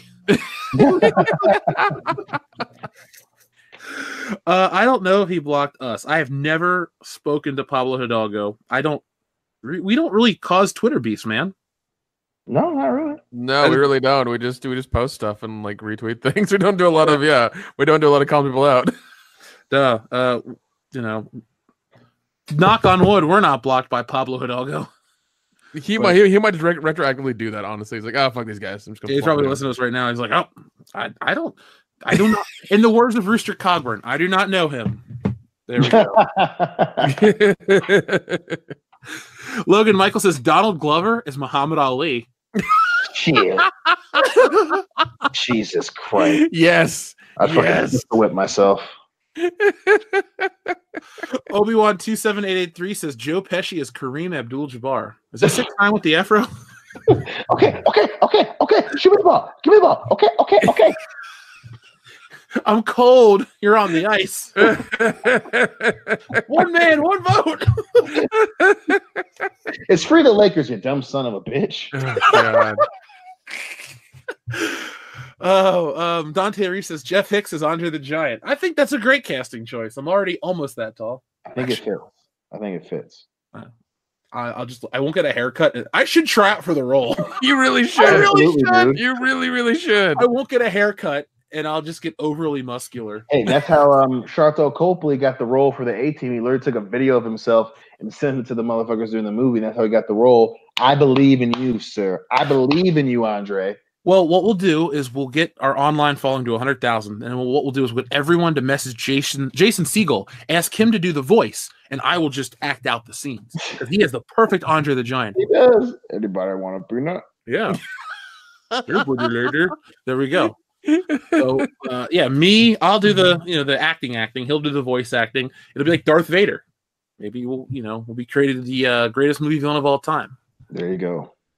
That'd be hilarious. Oh my god. Servant God 777 says Vince McMahon played by Daniel Radcliffe. He does need a challenge, so yeah, I'd let him do that. That'd be fun. He already played a dead body. I mean, the ceiling is non-existent. Shit, that's true. Thunder Robots, hey, what's up? Hugh Jackman is Paul Hogan. He dyes his hair blonde. Jeez. And then they remake Crocodile Dundee? Fucking Paul Hogan. Can we do Crocodile Dundee in Hollywood Part 3? I just or love whatever it that was? he used his real name and not Crocodile Dundee. That's how deep this role goes. Dude, I'm seriously, forget Avengers, forget Bond, forget everything. Chris Hemsworth is Hulk Hogan, real American. I really hope they don't take it too seriously, honestly. If it's gonna be like this serious, like, you know, Wrigley Scott biopic, it's just like, no, fuck you, I'm not gonna watch it. I want I want some craziness in this movie. I want some ridiculous crap to I happen. want cocaine parties with Macho Man Randy Savage. There you go. I want Ready to Rumble 2 is what I want. Okay, come on. I want to see all the Japanese vagina he got doing those fucking Japanese commercials. All the shit he did. I want to see Chris Hemsworth and Chef Boyardee commercials. I want all that shit. Pasta Mania. Pasta Mania's running wild, little brothers. God. Chris, if you ever hear this, and you may, make sure you get the voice down. I can buy the bald cap, I can buy the bloat and the hot dog skin, but you gotta have the voice down. You know. Let's see. Dante Reese says Jeffrey Hicks is Bill Hicks. I don't want to play my uncle in a movie. Alex, thank you very much. Listening to you guys and watching the SpaceX launch. Nick, Okay. are you watching the SpaceX launch? No, I'm not. I'm doing the show. I can't watch the launch at the same time. It's, you know, it wouldn't work out. Where's Elon Musk going to this time? Is he going to Jupiter? Jupiter. He's going to Jupiter. Instead of sending a car, is he sending a forklift into space? He got bored. He just no. When he sends a kitchen sink into space, that'll be it. Yep. I just don't follow Elon Musk. After the whole FUD thing fell apart, because, you know, we were going to be his official entertainment brand, I kind of felt slighted. So, yeah, how the fuck are you gonna smoke weed on Joe Rogan's show but not have us be his official channel? Come on, Elon. Come on, Elon. We were with you when you were going bald, motherfucker. That's how you know you're rich. You buy your hairline back. Oh shit! That is the top 2 money buy something back. Obviously, hairline for Elon and no longer having HIV for Magic Johnson. I was just gonna say. I knew you were. My God! I gotta land this joke first. I'm so glad we know each other, and I love Lisa so much. The Ghost Legend 001 says Captain Marvel box office this past week. The numbers don't lie, and they spell disaster for you at Sacrifice. I mean, box office. I'm sorry, I'm going into full Scott Steiner. Yes, good job with the video. It took you went from 0 to 100 in like a second right there. I'm a lot of simpy. Your chances drastic go down. Got 200 percent. Chance. Ghost Legend, thank you for the compliment and thank you for the super chat. I'm glad you guys are enjoying the video. Last time I looked, it had 10,000 comments. Yes. Holy shit! It came out Tuesday. It's Thursday. I'm blown away. Beautiful. Mr. V, thank you very much. Hey guys, did you see the Sergeant Slaughter interview on the Jim and Sam show? He had some great stories. Dude's still a beast. Well, I'm taking a screenshot because I need to see that video. Yeah, I heard about it on the Square Circle subreddit, and that's on my list of shit to listen, because I fucking love Sergeant Slaughter stories, even though he's a little intense. a little intense. Yeah, His man. jawline is intense. Fucking breaks stone every day when he wakes up. Or legend has it. I'm gonna check that out, Mr. V. I might put that on tomorrow when I'm drawing pages, and then, you know, ask me next week, because I will get back to you. Dante Reeves says, "No Jussie, no peace." God, that is such a bizarre story. Seriously, It's fucking nuts, man. It's so nuts. Servant of God 777 says Katy Perry is Rogue. No. Maybe it's a Rogue cosplayer. Yeah. If she was wearing like you know, like a Rose, Rose outfit. Could you imagine Katy Perry trying to do an accent from Mississippi? No. That's why I was finding the cosplay thing. She can wear just like, you know, a Rose bikini or something, or you know, whatever. God. Maybe they could just play that song "I Kissed a Girl and I Liked It" as she sucks the power out of Captain Marvel. You know what? I'd be okay with that. Yeah. We would get a 12-minute standing ovation. There you go. Today says, I got one. Ben Affleck is Batman. Oh, Oh, Jeez. too soon. Too soon. Listen. He's still in rehab. He's trying to recover. I still never really. I never fully embraced him, but I never like disliked him either. He just was like waiting for the next one. I think he did a good job as Batman. I outside of the writing around all that shit, don't get me wrong, but I thought he was a good Bruce Wayne. I thought he was a good Batman outside of that stupid ass I'm bleeding somewhere in fucking Justice League, but he wasn't a bad Ben Affleck.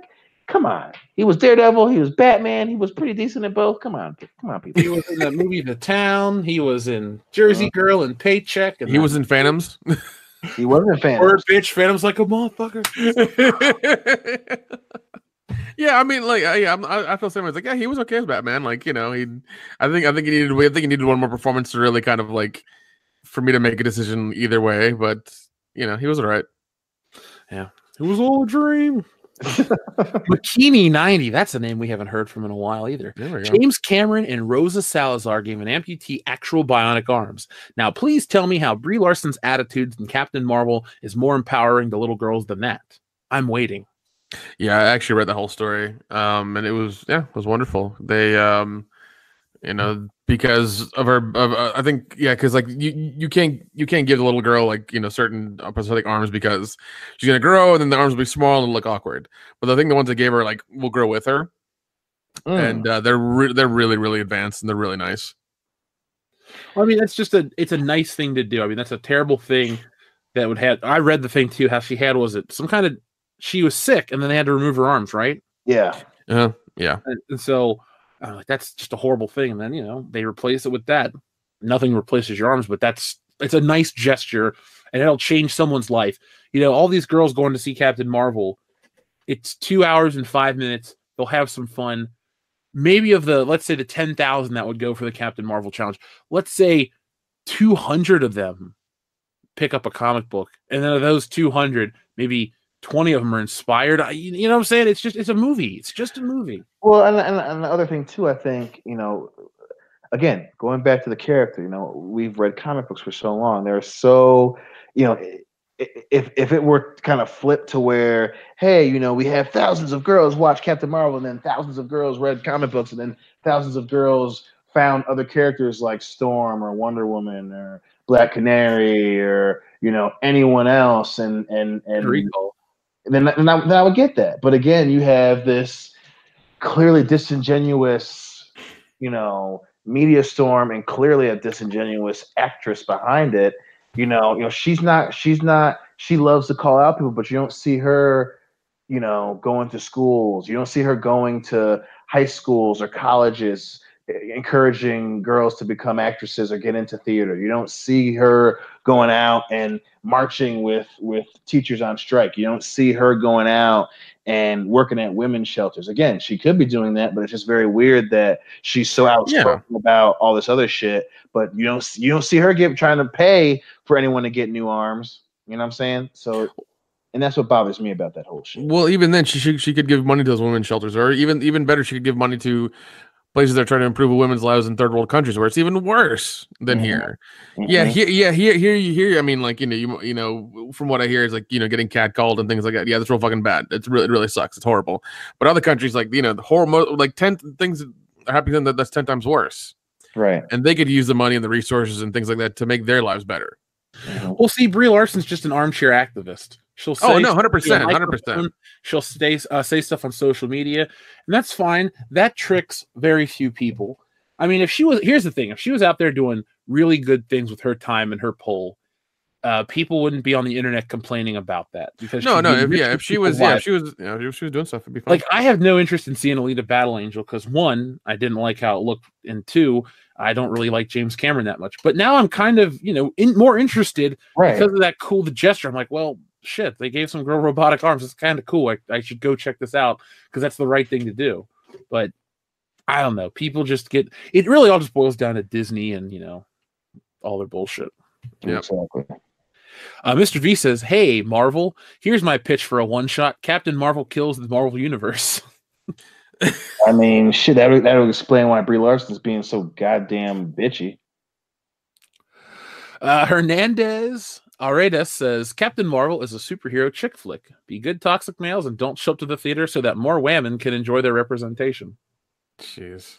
I mean, we'll see. Again, that was kind of the idea behind, A Wrinkle in Time, and none of them showed up. And here we are with a movie with Oprah Winfrey and weird makeup and Captain Kirk, and we don't know what the fuck to do with it anymore. So, dude, and the fact that they gave that chick, Ava DuVernay, the New Gods, Jack Kirby's masterpiece. it's not gonna last. Listen. The minute I heard that, they'll probably wait until production truly gets off the ground, and then they'll change her. I doubt that she keeps that. I'd be fucking amazed if she keeps that. The biggest problem, well, not the biggest problem, but a problem I have with all this stuff is they want to sell you in the media. Oh, woman director, or oh, we're having a movie with an Asian superhero. It's gonna be directed by an Asian dude. If they're truly the best, that's fine, or if they're a good choice. But like, A Wrinkle in Time wasn't a good thing, and that lady doesn't direct big movies like that. Right. So, and it's not like she's a fan of this Right. shit. They just kind of attached her for I don't know, Publicity reasons. Yeah. So like the guy that directed Blade Runner 2049, what's his name? Denis Villeneuve or something like that. Mm-hmm. Like that guy could direct like a Star Wars flick or do a Doctor Strange or a New Gods or something just based on the visual style, and you get that crew together. That would be cool. That's what would get me excited. A Wrinkle in Time would not get me excited for something from Jack Kirby. No, the king of comics.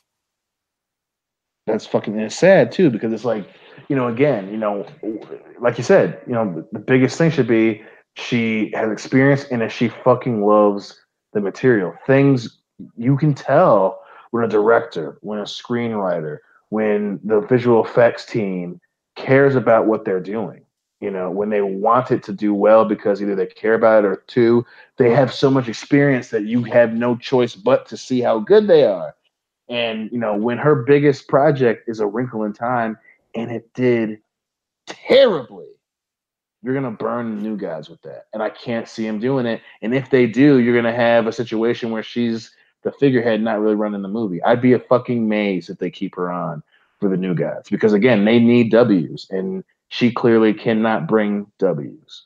Well, and two, like the New Gods could have been like that next era for DC stuff, and like all superhero movies because it's so different. I'm not saying I need to see Big Barda and all these characters for like just the reason to see them, but like a different landscape, a different dynamic. You get the apocalypse and all this stuff. Mm-hmm. It would just be something different because even admittedly, as we love these Marvel movies and we liked Aquaman a lot, loved it. After a while, it starts to become repetitive. Thankfully, the MCU hasn't hit that point yet. I don't know if I will be as emotionally invested, even if Captain Marvel didn't exist. At the next Avengers movie, Endgame, I almost feel like the journey's complete for me personally. Now, I would like to have another 10 years of fun, but at the same time, I feel like, that's it. There's nothing left. It's like that episode of It's Always Sunny in Philadelphia from season 12. It was the perfect ending, and they bring back another season, and I haven't watched it. So, yeah, and I mean, I think people are gonna. I think a lot of people are gonna be done with it once it's there. I've heard some people say it's like, oh, I want to keep going. It's like, really, you want to go on for another 10 years with this stuff? I mean, don't you want something different? I mean, there's always a different thing that comes through Hollywood. I mean, like westerns were dead for a while, and they're slowly coming back, or they slowly came back. I mean, with the era of comic movies, that's going to die, and there's going to be nothing that comes up. It's just going to happen. Right. And again, the important thing was, the New Gods, like you said, it could be something different. It's not, it's even the characters themselves, gritty without being gritty for gritty's sake, and that's something that, and again, they were special because they're different. It's not your happy-go-lucky Boy Scout superhero characters. And, to put that in the hands of someone, again, at a time where comic book movies, like you said, are going to dwindle, that's why this transition is so big for Marvel with, the post-Avengers life, and obviously with DC after everything that Aquaman has kind of brought back to life. That's why it's so important, and I can't see them hedging their bets when, all their cards are going to be on the fucking table here. And it's just, too much at fucking stake here. We'll find out, man. You and I will be there at the front line of this shit. So, Mellow E, good evening, gentlemen. Throwing some love Kendo's way, being the only white guy in the group. Love from a Latino. I'm sure Kendo will, and he gives a strong arm. So we'll buy Kendo an extra beer. How's that there, Mellow E? Thank you very much. There you go. Servant God 777 says Scarlett Johansson as Martha Kent. Jesus. Well, I mean, they already got Diane Lane, who already looks kind of good anyway. So Why not go younger? Now. Yeah, we got a Hannah May now. So Scarlett Johansson's a good-looking woman. Bikini 90 says, if you guys think Brie Larson and Captain Marvel are bulletproof, just wait until Kamala Khan makes her way to the MCU. That's going to be much worse. Now, that for those out there that don't know, that is Miss Marvel, the Muslim version where she has like growing hands. I'm not a Mark Waid Champions fan, but I've read an issue or two. Ugh, not for me. That's weird. Okay. I don't think, Bikini 90, in all seriousness, I don't think we're going to see that. No. Depending on how Captain Marvel performs. And I've said this, maybe I said it personally to somebody, but Into the Spider-Verse made money, but it wasn't the big $1 billion hit or the I mean, it made what 300 million, which is a successful movie, but isn't that the lowest grossing thing associated with Spider-Man? And people say, well, it's an animated movie, but don't other animated movies make billions of dollars? Yeah, like Frozen. Yeah, or didn't the Lego movie, but didn't the Incredibles 2 make a whole bunch of money and all? Well, I don't know. Toy Story 3 made $1 billion, so there you go. Yep, I think in Incredibles 2 at least made, I think it was like 800 million worldwide. So it's not like.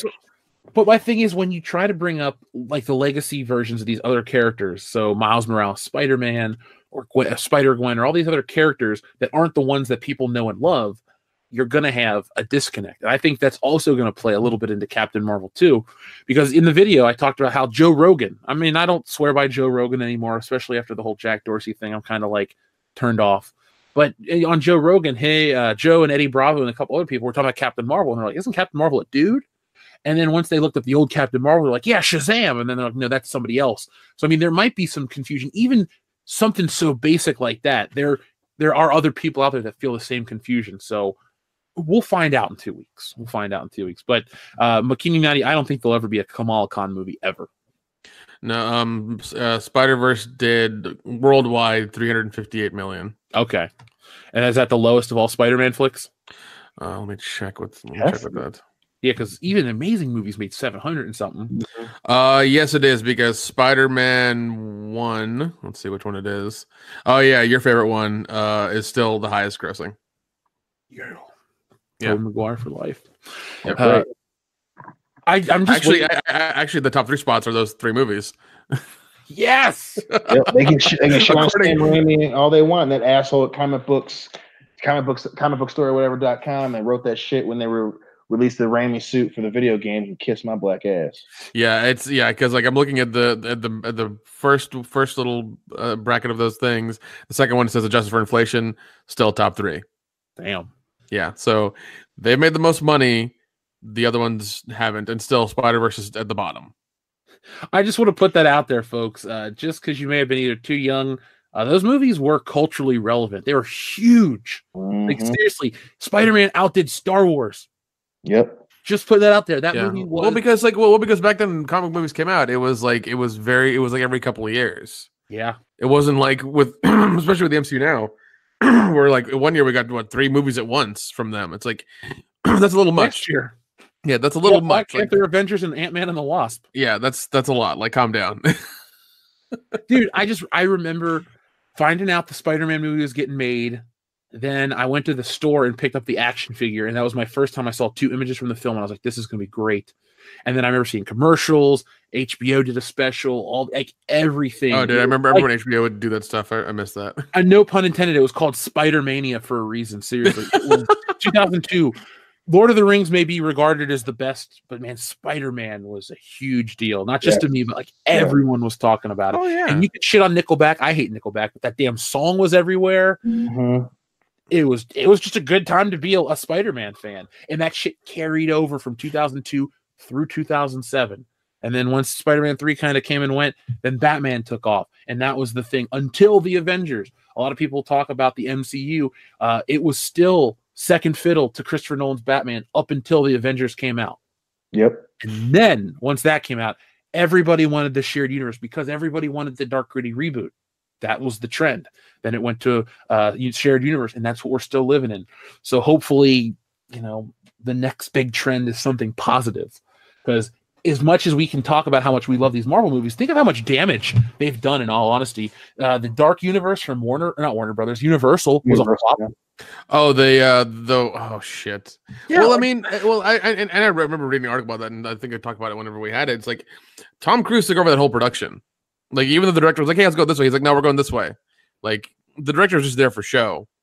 Tom Cruise is like running the whole thing, and I think that's the problem. That's what really killed it. And they've been trying to do that for years, and they need some sort of catalyst for the monsters. They can't just do them individually by themselves. It's not going to work. Mm-mm. Well, and again, I think it's definitely an interesting point that that the Marvel Renaissance kind of did a lot of damage to movies, and I think in a lot of ways it did. Obviously, with Universal, and obviously with the success of things like the fucking Twilight movies and shit like that. You have these big franchise projects, but at the same time, it raised the bar. So at the very least, you see, for every attempt to be Marvel, with those failures came a realization for DC and WB. With those failures came a very hard pressed lesson for Sony, and obviously came a very hard pressed lesson for Universal. So even though obviously it emboldened a lot of studios to do some dumb shit, at the same time it proves not everyone can do this. That not everyone, like, you have to pay attention, and you have to fucking make sure all of your I's are dotted, all the T's have that squiggly little line through it, and all your bitches are satisfied. Because when you fuck up, everyone's gonna jump on you. Every fucking fan is going to jump on you. And as bad as that is, in some cases, it's also very pretty good, because at least now, we're at least getting something out of DC. At least now the Universal Dark Universe died in its crib, So it's a tough one to peg down. I'm reading something on the front page of Box Office Mojo. I didn't realize Universal Studios bought DreamWorks. Yep. In 2016 for $3.8 billion. Didn't know that. Well, shit. Well, Universal Studios in Florida is about to have a Nintendo World, so that's going to be awesome. Oh my god, I was there for Halloween Horror Nights, and it was fucking amazing. We need to go down there when Nintendo World's open to Dude, let's go the year after. Yeah. You don't want to go the year it happens. The rush, fucking crazy. Yeah. Did you hear the guy from Nintendo's retiring, Reggie Fils-Aimé? That was everywhere all over my feed today. It was crazy. Yeah, well, I mean, he did a fine job. I'm not going to take this time to make some joke. Nintendo's really good right now, so I'm happy. It's been an ebb and flow under our boy Reggie. Oh God, yeah. The GameCube era was kind of shitty for somebody that was there. Like, people were like, well, they had all these great games. They did have great games, but as like a teenager, you're like, man, GameCube's fun, but look what the PlayStation gets, look what the Xbox gets. And then it's like, well, then I'm going to move over to those systems. Yeah, well, I mean, my thing was like N64, and I think this is the first. The Switch is the first one that I bought after the N64. Damn, it's a damn good system too. Yeah, and I mean, I'm enjoying the shit out of it. I got a little backup battery on the back of it, so I can play it for hours at work while I'm not doing work. I can play. I got like I'm using my headphones to play Hulu and shit while I'm on my computer and stuff. So yeah, I fucking love it. It's really good. Wesley Smith has a very nice message. Forget Netflix, WCBS for life. That's right. You know what? I wish we could have as many subscribers as Netflix does on our Patreon for just 1 month at the $5 level. We'd be done for life. Just one. Oh my god, 1 month. Yeah, we would have enough money to do so many things. So many things. No, we would just retire. We'd put it into an account and live off the interest. All right, that sounds good too. I'm done with that. Does that do what? $500 million? Easily. Because Kendo's not here right now, he doesn't get a cut. Sorry, Kendo.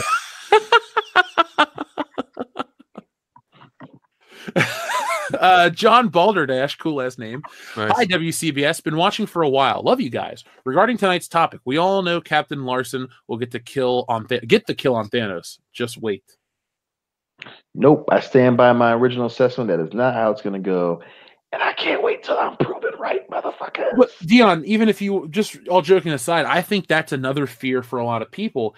And these writers want to say, "Oh, it's because she's a woman." No, because people aren't emotionally invested in her character. Seriously, like with Rey in The Force Awakens, it wasn't because she's a woman that she's a shitty character. It's that she's a shitty character. All of them are bad. Male, female, black, white, no matter what color or where you come from. Yeah, all those characters are just bad. Mm-hmm. And it's like, the thing is too, like everyone went to see that movie to go see Han, Luke, and Leia. Right. Oh, 100%. People are going to the Avengers to see the resolution of Iron Man, Captain America, Thor, and these other characters. Even the ladies from Black Panther and the Wakandans and all that stuff. They were introduced earlier on to where it made sense that they were there naturally. Like Ant-Man didn't play a part. Certain characters didn't. If Captain Marvel comes in and smokes Thanos and just one punch mans him, I think that'll turn off a lot of people because it's bad storytelling, and that's not a Marvel. That's not a Marvel thing. Right. And I think people should be really happy that they talk about Captain Marvel the way they do, because they hold the MCU in such high standards and they have so much faith and trust in them, but they don't want to watch it go the way of Star Wars or DC or other properties that have these lofty goals and aspirations and failed. Marvel's been holding on for over a decade. Even if they were the biggest game in town back in the day, in the beginning, they still were putting out quality films. Dude, Iron Man 1 still holds up to this day. Oh, yeah. So much fun. And there's no way that they'd be able to redo that because of the stripper scene in the plane now. And Terrence Howard. Yeah. He's just too crazy. Oh, man. That's why he's on Empire and not doing movies. I've never watched an episode of Empire, and with this whole situation, don't feel bad. Well, yeah, I watched. My sister and my mom were really into the first season, and there were okay parts, but yeah, it's it ain't worth going to war with this motherfucker over it. Shit, man. I've been kind of addicted to The Sopranos, which is not a good thing because I got shit to do, but it's a fantastic show. Oh man, do you guys have Amazon Prime? Yeah, I suggest you guys give it a watch. They have Baywatch remastered on there. Dude, I was watching that to check it out because how Dion, you and I will get drunk and sing the Baywatch theme. Yeah. Oh yeah. I turned it on to watch the intro, and it was all in widescreen 1080p. Yep. Everything's remastered. It's ridiculous. Look at the boobs. Oh my god. Yeah, it's and there's no way you could make that show now. There's no way you could. I thought when we have our skit show, we need to do one season where we do famous TV intros, and we'll do a Baywatch one. Yeah. I'll be ready. Zaire, thank you very much. Movie pitch: Flintstones reboot. The Rock as Fred. Kirsten Dunst as Wilma. Helen Mirren as Pebbles. Kevin Hart as Barney. Bai Ling as Betty. And Dion as Bam Bam with Lena Dunham as Dino. I'm there. That would be the funniest shit ever. As long as that check clears, you can count me out. Listen. This is what Hollywood needs right now. They need ridiculous shit like that right now. Just have fun with it for 90 minutes. Just escape it. Just escape life and watch some really ridiculous weird shit like that. I will be totally down for that. You know what could make Blumhouse a bunch of money is if they got the rights to Evil Dead and just did Ash versus Freddy versus Jason versus Pin. Shit, dude. That's partially the reason I loved Freddy versus Jason, because I was like, oh, we're gonna get the start of this thing. Never fucking happened. It's like Jason Blum, he can do that now. He has the power. We need to be friends with that guy. Yeah, we do. Because because his movies he's making them for between 5 and 10 million. And they're making. I think you'd need a little more than 5 to 10 to make that movie, but no, 100%. But I'm just saying, like that's usually his budget for movies that come out now through Blumhouse. By the way, Dion, I didn't realize your name is just 2 letters different from Dino from the Flintstones. Now my mind. Every time I look at you, I'm gonna think of Dino, the fucking purple dinosaur dog. Fucking A. I'll take it. Do you see the Flintstones got a Lego set at Toy Fair? I might have to buy that for my uncle. He loves the Flintstones. Well, there you go. Potato Radio, that's a great name. Just jumped on. Is Walmart clearing Captain Marvel toys already, like Solo and Ghostbusters? Going to be the next Tico?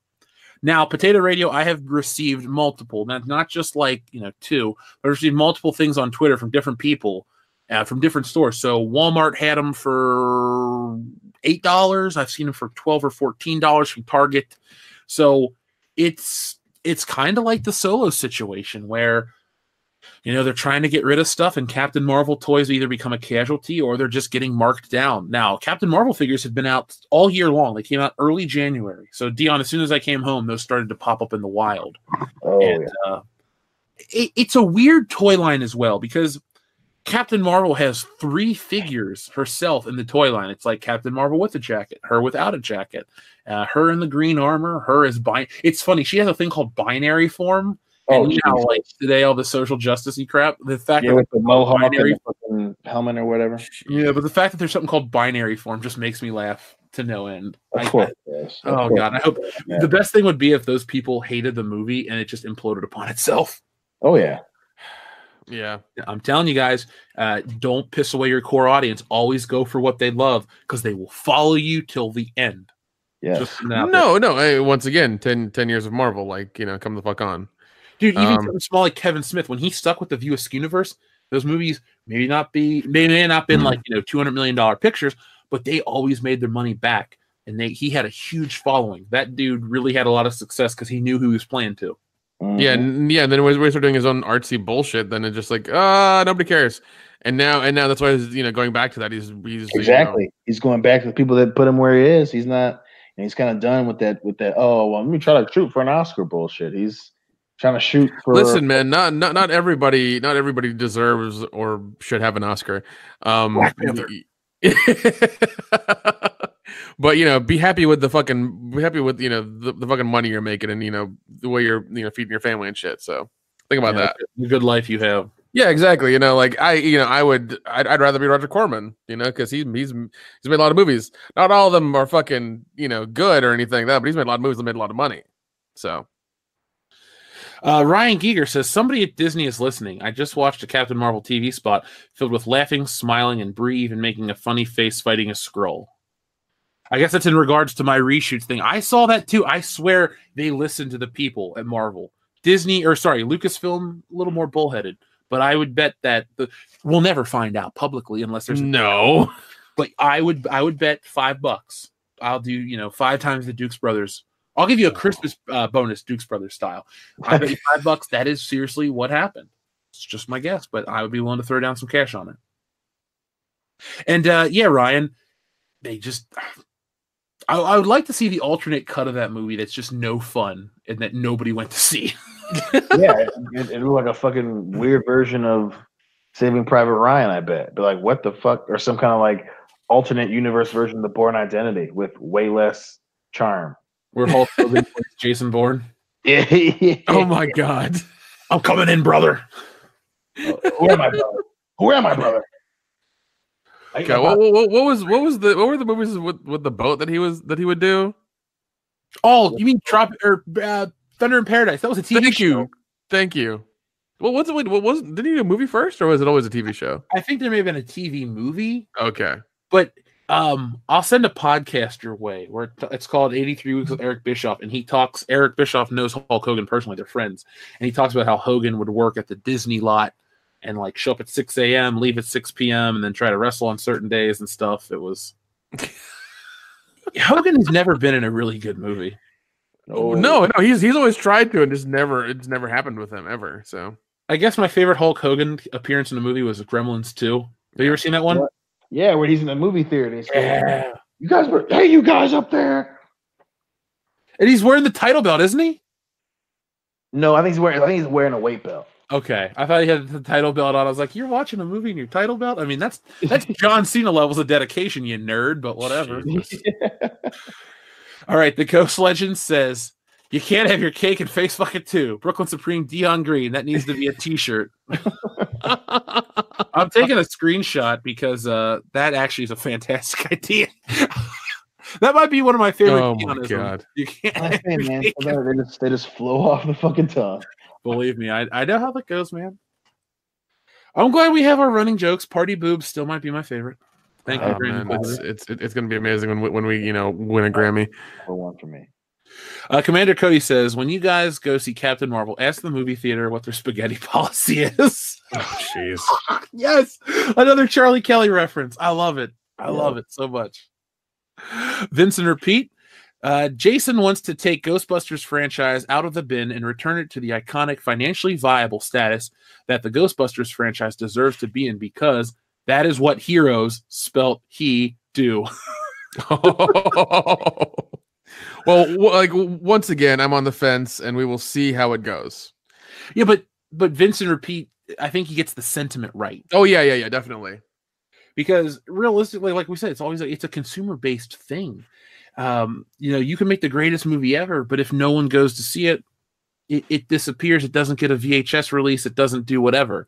I'm not saying the biggest movies are always the best movies, but you do have your quality, like your old Star Wars or a Raiders of the Lost Ark or a Back to the Future, stuff like that. You can have the biggest movies have quality. Ghostbusters is a, comedy classic. It's a great, I wouldn't call it horror because it's not really scary, but it's so many different genres rolled into one, and it's just perfect. Yeah, it's funny you say that because it is a lot of genres, and it seems like they have a good balance between all of them, and everybody who watches the movie enjoys it.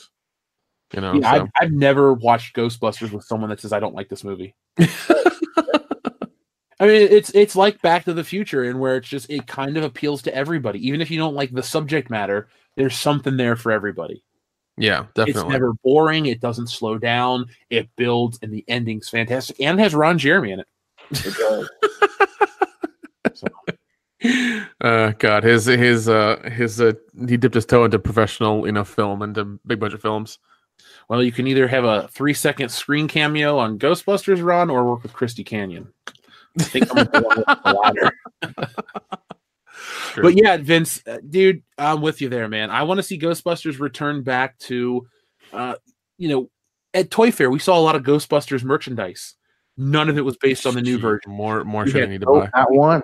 We had the Mezco 112 collection of the original. I'm not going to call them the original. I'm just going to call them the Ghostbusters, the dudes. It was them. We saw small versions. We saw an Ecto 1 that turned into a Transformer. I mean, look at toys are now for adults. Yeah. People on the internet can say, well, toys are for kids. Toy Fair, everything was over $20. Like with the little Super 7 figures that were like $8. What little kid wants Ajax from the Warriors or Pee Wee Herman? They don't know what those things are, and they're not going to be able to find them, only online. Because of the way generations have changed, toys are now for adults, and adults like the regular Ghostbusters, the classic versions. The women one just will never be looked back on even kindly in 30 years. Oh, this was misunderstood. No, it wasn't. No, and I mean, it's Jaws the Revenge. But for sure. Oh shit, for sure. Well, yeah. Oh. God, there we go. Oh, jeez, that's crazy. Yeah. You're right. Toys are for adults because of everything you just said. I mean, like what kid's gonna buy the Warriors toys? The toys, it ain't gonna happen. I mean, I could hypothetically give D2 my Michael Myers action figure to play with, but it's also $80, and no. So well, yeah, I mean that's a short list of reasons why to do that. Very short. I mean, you can also give him. You can give him my $10 Christian Bale Batman or the $50 Christian Bale Batman. You know what I'm saying? Like it works. It just the higher up you go, it's more for adults. Right. Oh, definitely. Exactly. And what is it? I think I bought. I bought some Ghostbusters stuff from the Toy Fair pre-orders that happened. I think I need the Ghostbusters. I really want to get the dolls, but it's like for $1,300 to get them, and I just am not going to spend $1,300 on Ghostbusters. No, I wouldn't do that either. No, never. Reed Palancha, we haven't heard from you in a while. Thank you very much. Who wishes to fight must first count the cost. Sun Tzu, The Art of War. Every time someone starts going woke, the profits drop. They must know this by now, so it must be that they consider it unimportant. I mean, that's a fair assessment, man. Again, it's a really good assessment, too. They want, well, again, the only reason I say it's fair is because there are the correct ways to do that, right? So when you go ham-fisted and when you go, and you're trying to deep throat everybody with your message, then yeah, you lose money. But and there's still movies that get the point across without being so goddamn abrasive about it. But yeah, again, everyone, their bottom line is the most important thing. The money that it makes. People spend money. That they don't give a shit about all this messaging, you know? So yeah, no, I think it's definitely very fair. I think her voice, her being Brie Larson, pronouns pal, I think her voice will be the thing that bothers me the most about the movie. Because from the trailer, it's just so grating. We'll see. But it's going to be the 90s nostalgia getting cashed in on, like I told you. Yep. No, yeah, the 90s itself is coming. It's happening. Oh, I'm so excited to relive what I just, lived the first half of my life of. So yeah. Soon we're going to be nostalgic for 2017, Dion. Fucking Wonder Woman, God. Yeah, Jesus. 14K re-releases, and we're going to go get 14K re-releases. $70 action figure variant. God, when they're 14K when they're beaming the movie directly into your fucking brain. Oh, it's beautiful. You're like, God. I can see and smell everything. It's wonderful. I don't know if I want to smell Gal Gadot in World War One. That might not be as hot as They didn't have showers back then. Yeah, we won't go there. No, Reed Palancha, I like your point. I think that's probably the most enlightened point of the show. So if I was giving out awards, you would thumbs up to you, man. Grand Inquisitor, thank you very much. The Rock only makes money because of us racist white people, except him because he's not too dark. He's 3 shades away from being unemployed. Sarcasm. I almost wish you wouldn't have put the sarcasm thing there because I know, Grand Inquisitor, you're a legit dude, and I would have taken it as a joke. Yeah. I get where you're coming from. Leo Breaker 49. Evening, everyone. Have you heard people can't get refunds for pre-ordering Captain Marvel? Leo Breaker, I did see that the Quartering has a video out. I intended to make the Captain Marvel video as one of our... I want to do Monday, Wednesday, Friday videos, but with the comic and trying to do stuff in my personal life, it never really works out like that. So I try to get out one really good video on Monday and try to put out something around the weekend to give you guys more and more content. I intended to make one Captain Marvel video, but the situation surrounding it keeps getting crazier and crazier. I'll look into it. If there's a lot going on, I'll cover another one. Our next video is more Ryan Johnson nonsense, but this is it's going to be our best Ryan Johnson video. I got an angle that you've never heard from before, so be prepared for that. But I will look into that more, Leo Breaker, because that's unprecedented bullshit. If that's the case, you can't not give that to people. Like on AMC, I should theoretically I should try buying a ticket and then trying to cancel it and see if it'll work, but maybe I will. Crossbreed Azure, thank you very, very much. After seeing Alita, I wanted to start reading the manga because I want to know more about her character, and from what I hear, it's really good. But with Captain Marvel, I have no interest in reading anything about her. Well, as somebody who has read Captain Marvel, the Kelly Sue DeConnick, derivative, that's all I can say is you're not gonna enjoy it. And if you want to read good female characters, go back and read like the George Perez run on Wonder Woman, or go read Chris Claremont X-Men. If you just want some of the best comic books ever written and ever drawn, Chris Claremont's X-Men with John Byrne. That gets my recommendation. And personal favorite is like Spider-Man, Stan Lee. But those, Mary Jane and Gwen Stacy are just, window dressing at a certain point. And then eventually Mary Jane becomes a much more interesting character once I think it was Jerry Conway wrote something called like Diverging Lives. It's a weird name, but it's a great story. Go check that one out. I'm actually friends with the artist on Facebook. His name's Alex Saviak. He's a nice dude too. Yeah. But I digress. I apologize. Yeah, you're not missing out though, Crossbreed.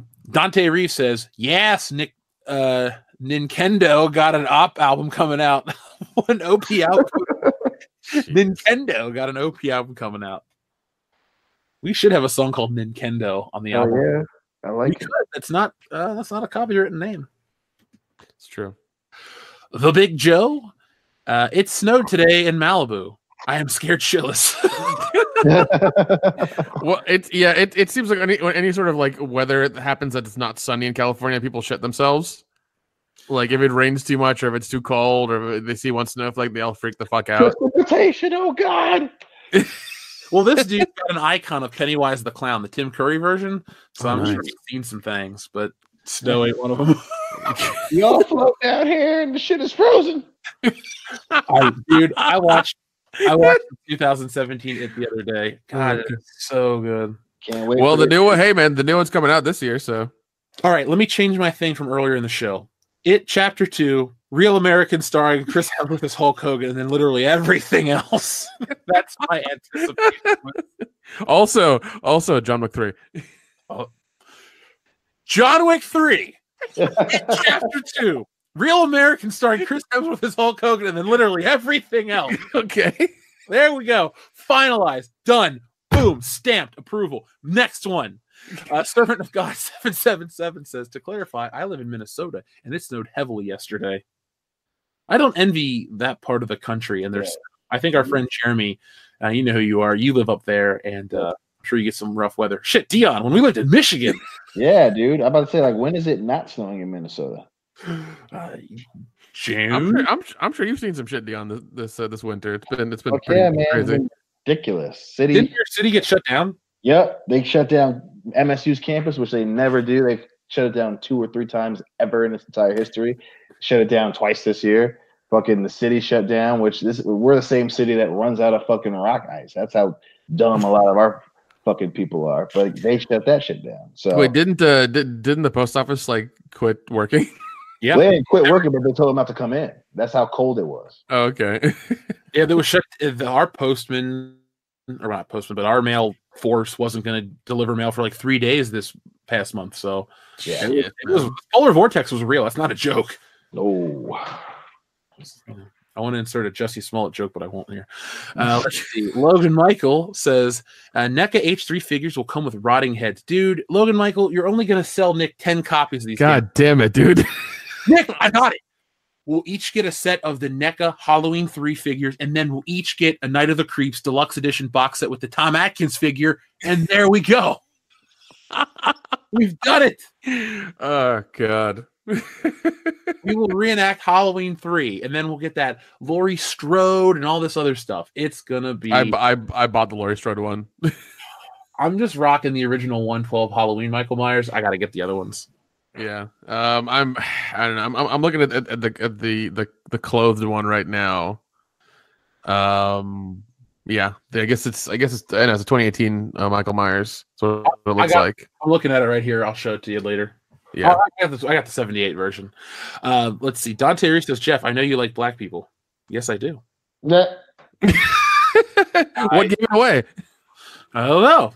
I do, though. TLJ Screwjob says, should I watch UNC on CG Live or WCBS? Choices. Always WCBS Live, because we go live less. So we're a special event. Oh, yeah. TLJ Screwjob also says, who's worse, Ryan Johnson, or I'm assuming Bree. Ryan Johnson waited until after The Last Jedi.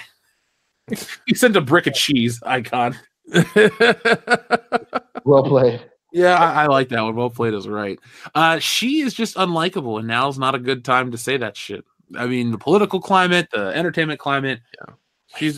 She's always been very meh, and then the fact that she got a little fucking publicity boost now is just kind of like, oh, she is fucking crazy. Okay, that's good to know. Captain Cat Lady. Today says Alien 1 was more of a horror. The rest focus on action, which makes sense for the universe, but it was great for what it was. 100%. Yeah, it was a really good movie. I'm not knocking. I just wasn't like, I guess too, because I saw it in 2019. It's 30 years ago. 40 years ago. Excuse me. The whole chest burster scene and all these parts are just part of popular culture. Hell, I saw that scene first in Spaceballs. So. Hello, honey. Hello, my darling. I think that's the part that makes me laugh the most when he goes, "Not again." Yeah. Oh no, not again. Fucking John Hurt, you beautiful bastard. All right. I forgot he is dead. Aw, damn it. I love that guy. Megatron 95, thank you very much. Which superheroes do you think will die in Avengers Endgame? Pick 3. I'm going to go with Captain America.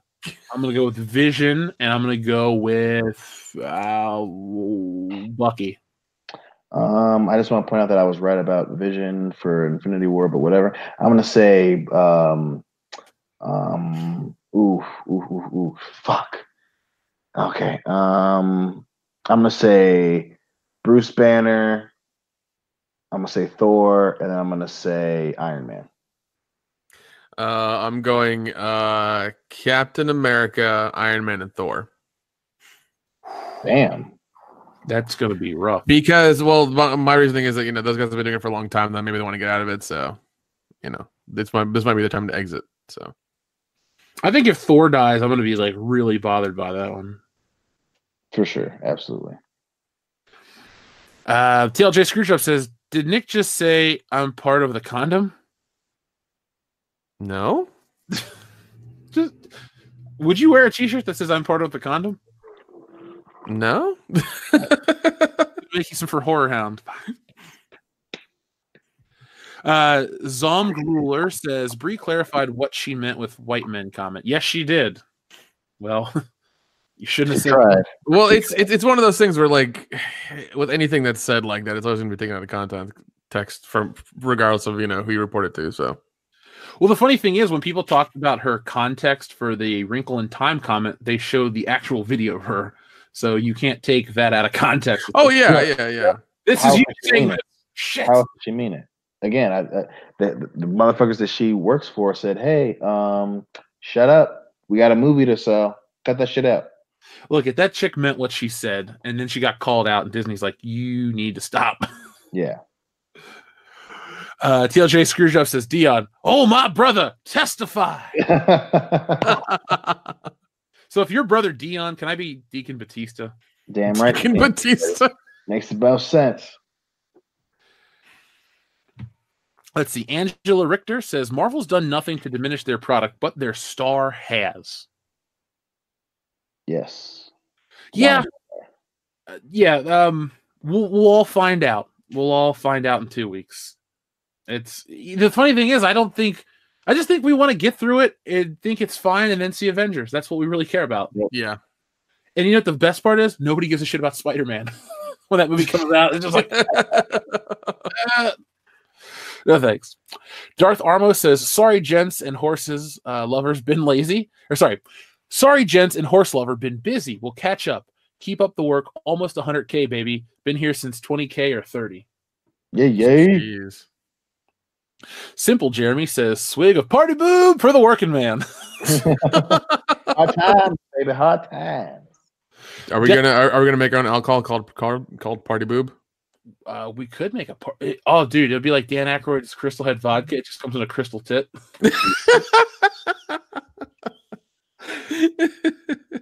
That'd be awesome. You know how much money you'd make if you had a boob-shaped bottle where it's like off and you drink from it? Dude. How they written. A lot of those empty motherfuckers around high schools, I'll tell you that. Oh my god. Michigan State would have to ban them. Jeez. An influx of glass nipples. Death of Star Wars says Captain Marvel is Annette Bening. Ugh. Easy. Isn't that Mrs. Warren Beatty? Isn't she married now? I think so, yeah. TLJ Screwjob says Bree should know not to piss off the core audience. Yeah, I mean, Star Wars doesn't know how to do that. She doesn't care because she comes from a weird, part of society. But Disney knows and Disney cares. Yeah, and if they if their bottom line starts going down on that, then Marvel will care. Darth Armo says, "There is the white man, diversity 0.0." Dante Arias says, "I know Nick did not just say I'm part of the condom." Yeah, I don't know. 2 separate people said that an hour ago. Yeah. I'm gonna have to go back and watch the tape. Folks, sure, why not? Why not? Adam Shawhan, if you're out there, I need your help. Listen back to the show on your 27 devices and give me the timestamp of when Nick says I'm part of the condom so I can turn that into my ringtone. That's perfectly fine. Alpha Terra Diva says, "You guys think we'll see undercover media creators?"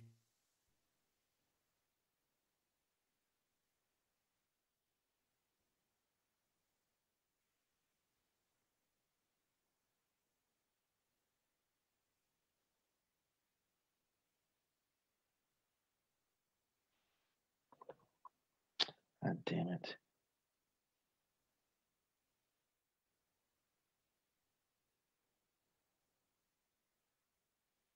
Hello? Yeah, I'm still here. Yeah, I think Jeff got kicked off. Oh shit! I'm about to say I was worried. I said, "God damn it!" He did it to me earlier, Nope. I think Jeff got kicked off. Oh wow, that's interesting. Damn. Well, I wonder if Yep. like people are reacting. They're saying, They're already reacting to it. Oh wow. Okay. Well, God damn it. Jeff got snapped. Google, they heard of it. Of course, he's Hey, if Jeff got snapped, Kendo got snapped too. I'm just saying. Talking about insiders coming out and talking about Captain Marvel. They got him. The motherfuckers got him. Those Klingon bastards killed my son. Those Klingon bastards. Oh man, that's that's funny. Well, he's still going through the fucking super chat, so hopefully. Yeah, that's oh man. Does he have a way of coming back? Shit, yeah, he straight up got kicked out. There we go. Okay. There we go. All right. El Jefe's back. I'm about to say, I was like, we can kind of try to go back and finish those goddamn super chats, but it's gonna be difficult though. I'm here. All right, my internet cut off, so I had to connect to a different connection. Okay, all right. I was in the middle of talking, and then you go hello, and I go what? Yeah, because for a second I thought my internet had crapped out because I didn't hear anything. Okay, all right, yeah. It's like, all right, fine. I gotta wait a minute. Then like Dion said something. I was like, oh, okay, so Jeff is the only one who's not here. Well, you're part of the condom, Nick. So fuck you. Yeah, I don't Logan know. Michael. Did you guys hear me say Alpha Terranima super chat? You started it. Yeah, you started. Okay. I'll just reiterate it again. Who cares?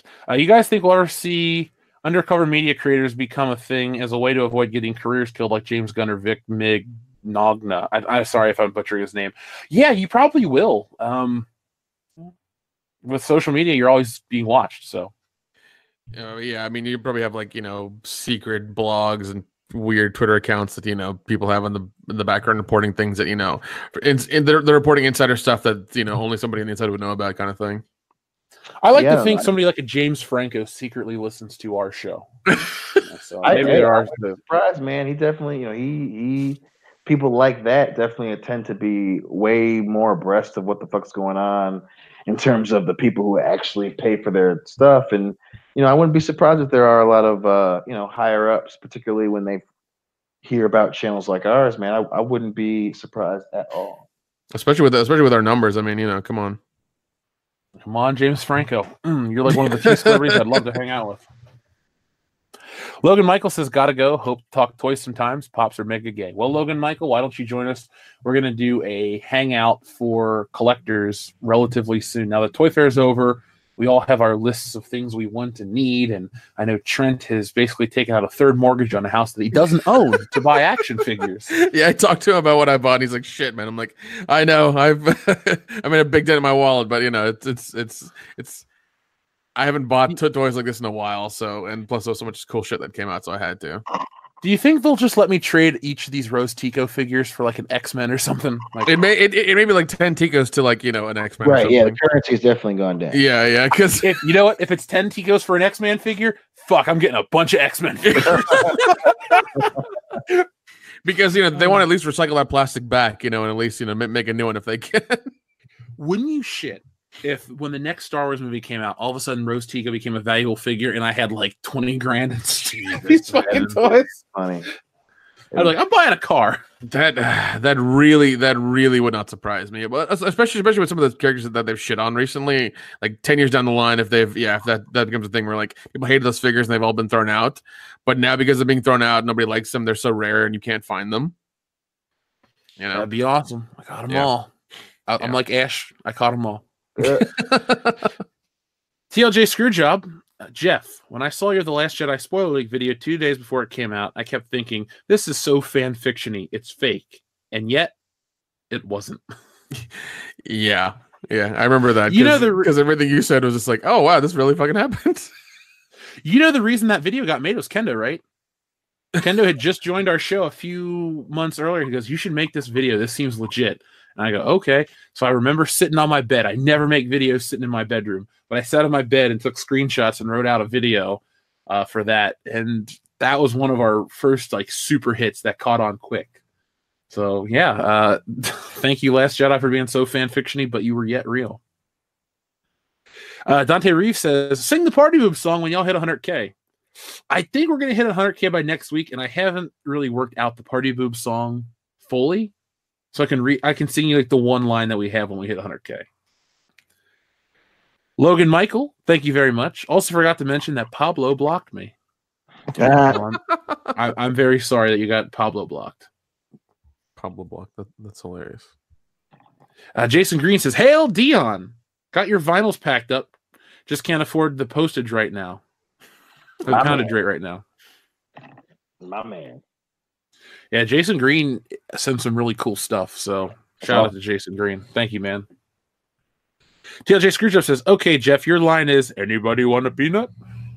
There you go. I read it just for you. Just for you. Tongue perfectly. Sorry, Jay Longstroke says, Don Bloombush is a dummy nass and hole. Don Bloombush? Okay. I don't know who Don Bloombush is. I want to know. It's a cool name. Postmortem 666 says George Takei is a rose. Sorry, George Takei as Rostico.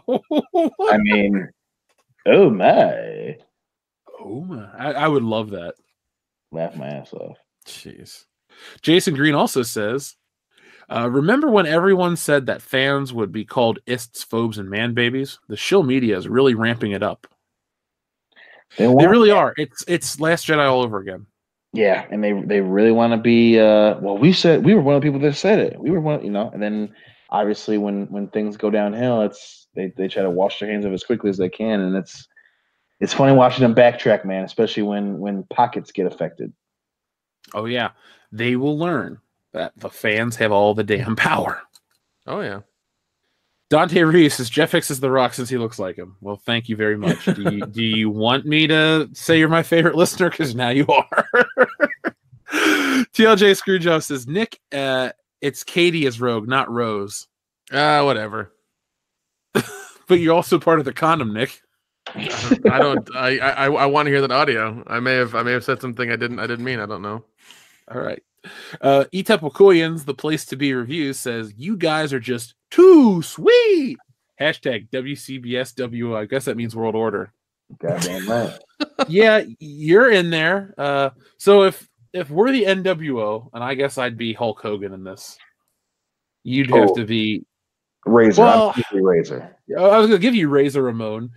Kendo would be Kevin Nash. Nick, who would Nick be? Who's the four? You're not Virgil, because that's just mean. That's God. Fuck. I guess You're part of the NWO. Yes, I guess he could be Macho NWO Macho Man. Yeah, I was gonna say he could be LWO Eddie Guerrero, but that's a story for another time. Logan Drake 15, thank you very much.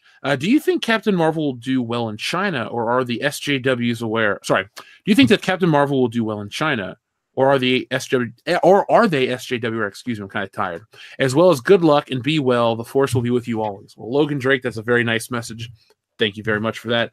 I don't think it'll do as well in China because, well, it just depends, really. That space movie, it became like their third highest grossing movie. I think the Chinese market isn't even an SJW thing. It's that the Chinese box office, they're starting to make movies that those people want to see, and they're big blockbusters over there.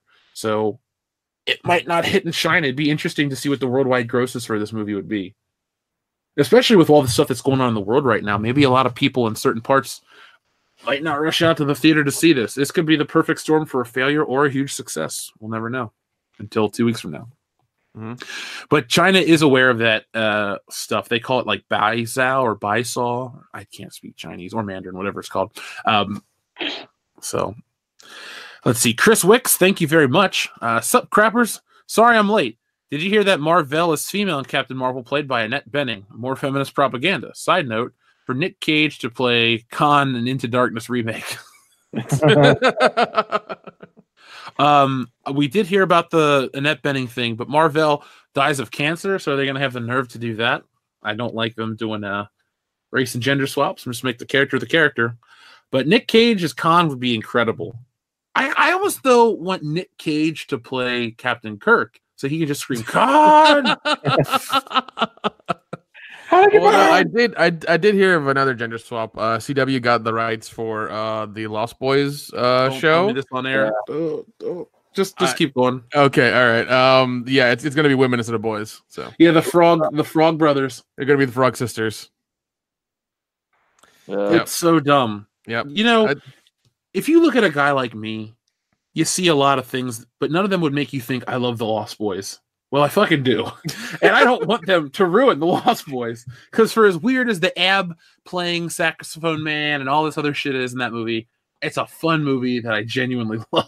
And I don't want to see it change. I don't even make a TV show. It could be fucking the same actors 20 years later, minus Corey Haim. Just don't make it. Yeah.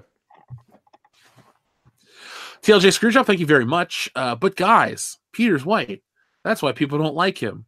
It's just internalized white patriarchy. Don't you know that's why people like that's why people like Spidey? SJWs. I was not aware of that. I like Spider-Man. Dion, were you aware that's why we like Spider-Man? No, I was not, but now I feel enlightened and truly, truly awoken. I feel like I want to take a permanent nap. Eat pizza and watch The Sopranos all day. I'm depressed. Tell me. Dude, seriously, you got to watch that show. I can't build it up enough. I've heard nothing but good things about it. I'm gonna. Plus, I miss my man, not Paul Giamatti, but the other one. James Gandolfini. I mean, the names are almost the same. Right, totally. So, yeah, no, I gotta watch it for sure. There's a surprising amount of nudity in that show. Hell yeah. Yeah, it's HBO quality content. Oh. Kendo would be proud of that if we made it. McKinney90, thank you very much.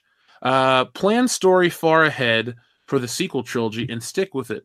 EU is canon, use stories from EU and Clone Wars for TV. Have a passionate frontrunner and tell me that Disney wouldn't have two MCUs under their control. That sounds like a recipe for success, but it also sounds like Disney doesn't want that. Maybe it's more important for them to,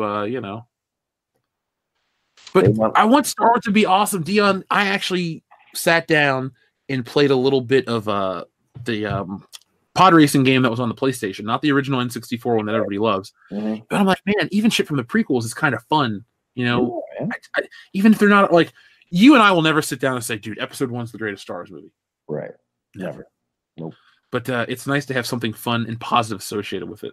And the thing is, Star Wars is so vast, you can have 13 different video games come out in like a 2-year span about little different things, and people still buy them.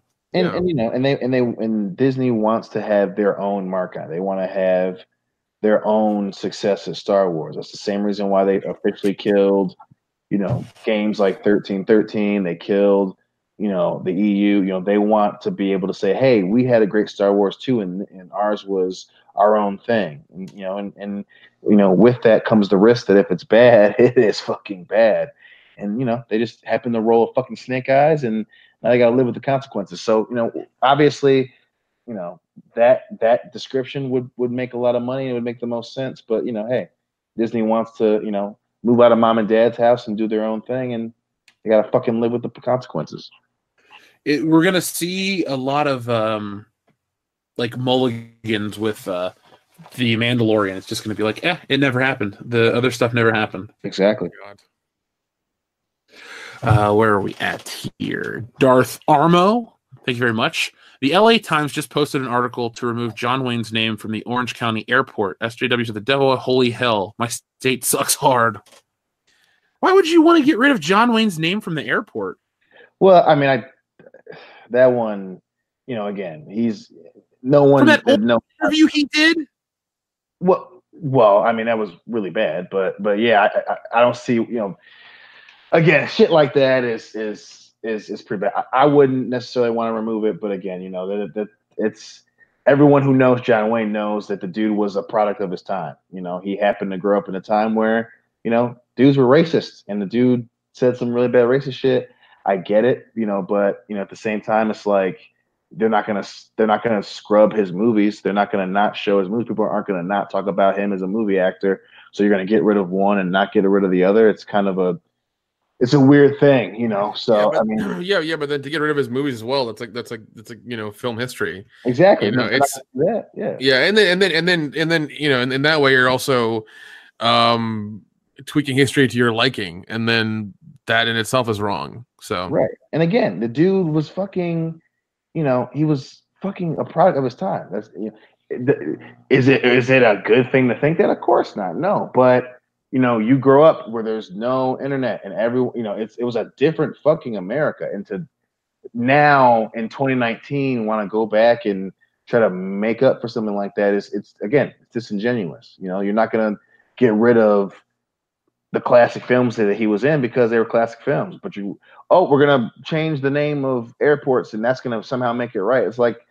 it's not that simple, you know. So it's fucking dumb. It's kind of dumb, but you know, hey, you know, and everyone knows that what he says was fucked up. Is an example of how not to do things. But that doesn't mean that he doesn't exist and everything he did was bad. It's like that's not how that shit works in the real world. Yeah. That's stupid. I'm glad I don't live in California. Let's see. Thunder Robot says the SJWs will go after the Flintstones theme song. Oh, for the gay old time. oh shit, you're right. God damn it. Reptiline has some bad news for us, guys. Well, my car broke down. Now I'm listening to you guys from a motel. Mechanic comes tomorrow morning. Shit. Wow, man. I wish there was something we could do for him, Reptiline. Yeah, that's really rough, man. That sucks. What you could do is when we're done live, just take a nap. Well, obviously go to bed for the night, relax, check out, put our Captain Marvel video on replay. Maybe we'll have 1 million views by the time you wake up. No, Reptiline, man, let us know because he was driving through Tennessee. So I don't really like going through, the South at night. I used to live in Tennessee. It's sketchy either way. Yeah. You're the expert, Mark. yeah. Oh man, it's sketchy. It's sketchy all the time.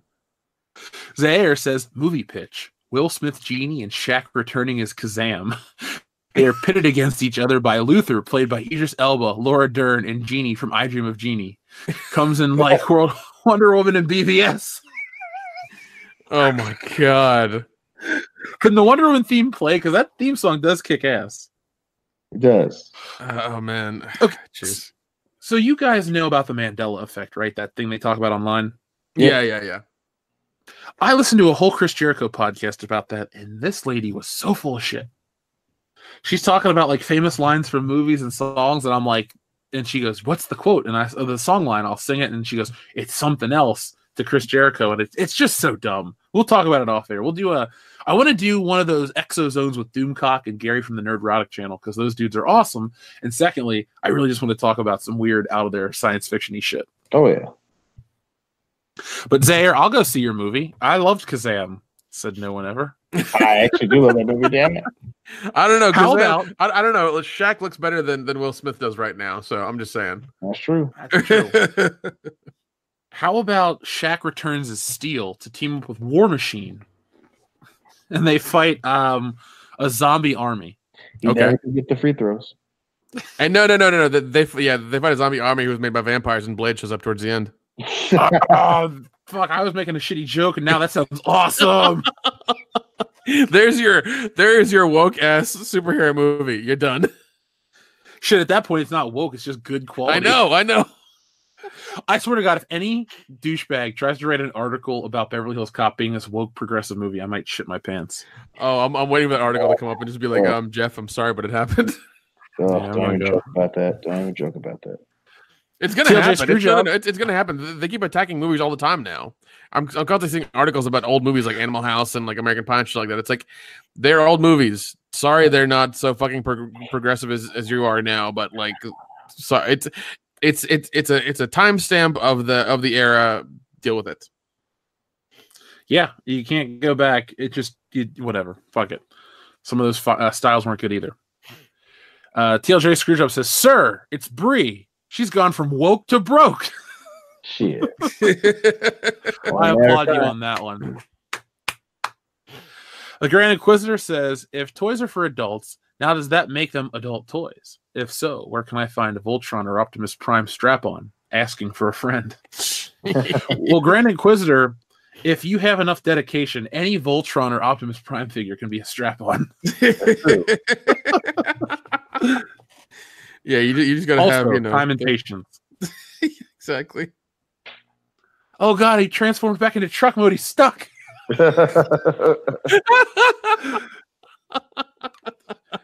Boag, thank you very much, or Bogue. As someone who has read Alita, drop it after the space computer arc and pretend that's the ending. You'll do yourself a favor. Okay, let me take a screenshot because I know where to read manga online. I might have to check it out. I will. The funny thing is, I enjoy the artwork in the books way more than I enjoy the art if they do anime or the live action. I just love the black and white art. Diversity in Cecil. I would blow Jamie Lee in her prime. I mean, don't blame me. I love Cecil so much. Jeez. Nick, when you get a chance, watch Cecil's child play videos. Oh god. They're legit. They're really, really good. They're not even like weird. They're just really good. Oh, I'll definitely check them out. Cecil would be the perfect fifth man at a convention, a horror convention with us. Yeah, he could wear the costume and no one would recognize him, but he loves that shit.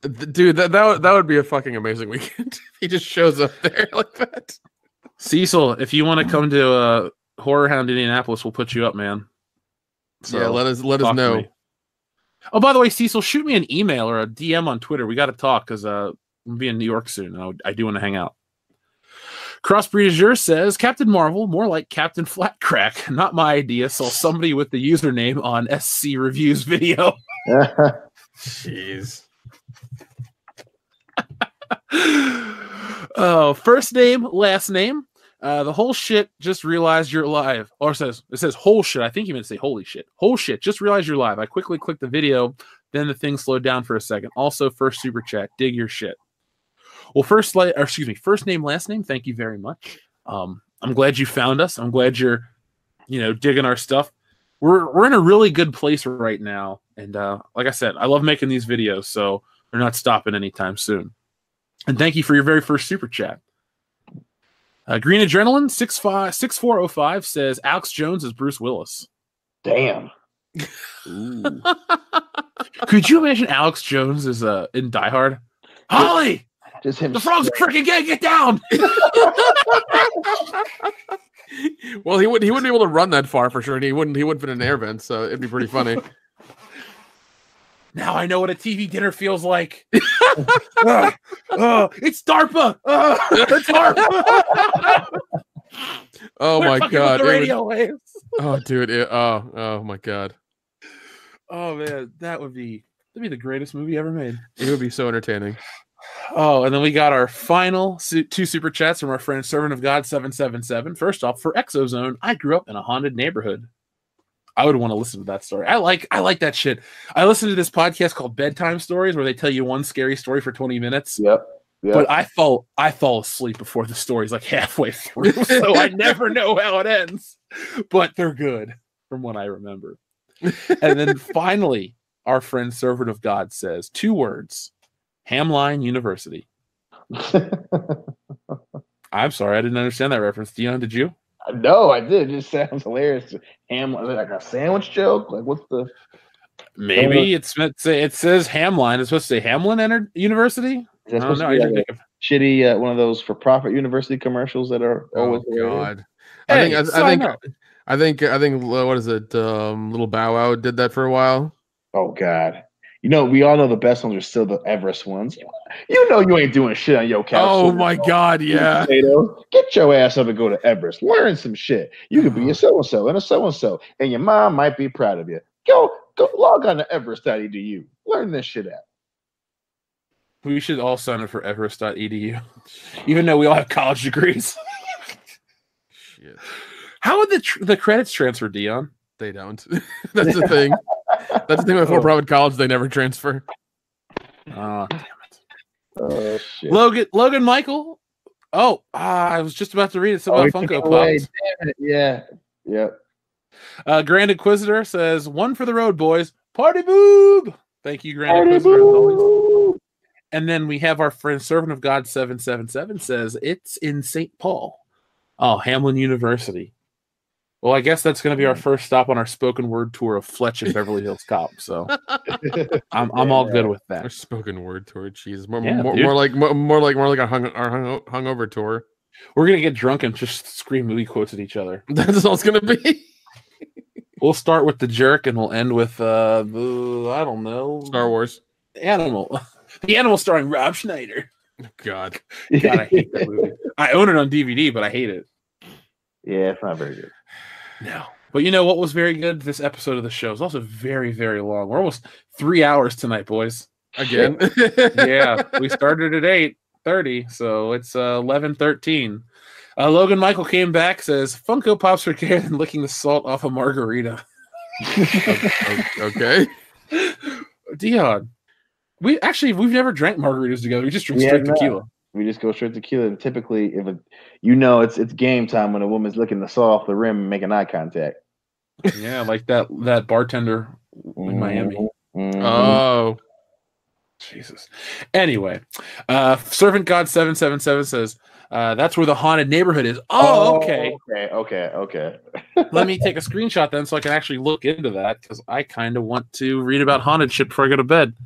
I might eat some leftover pizza and watch. Apparently, there is a Hamlin University because people are like, it is a private school in St. Paul. So I'm like, oh, okay, you're half right.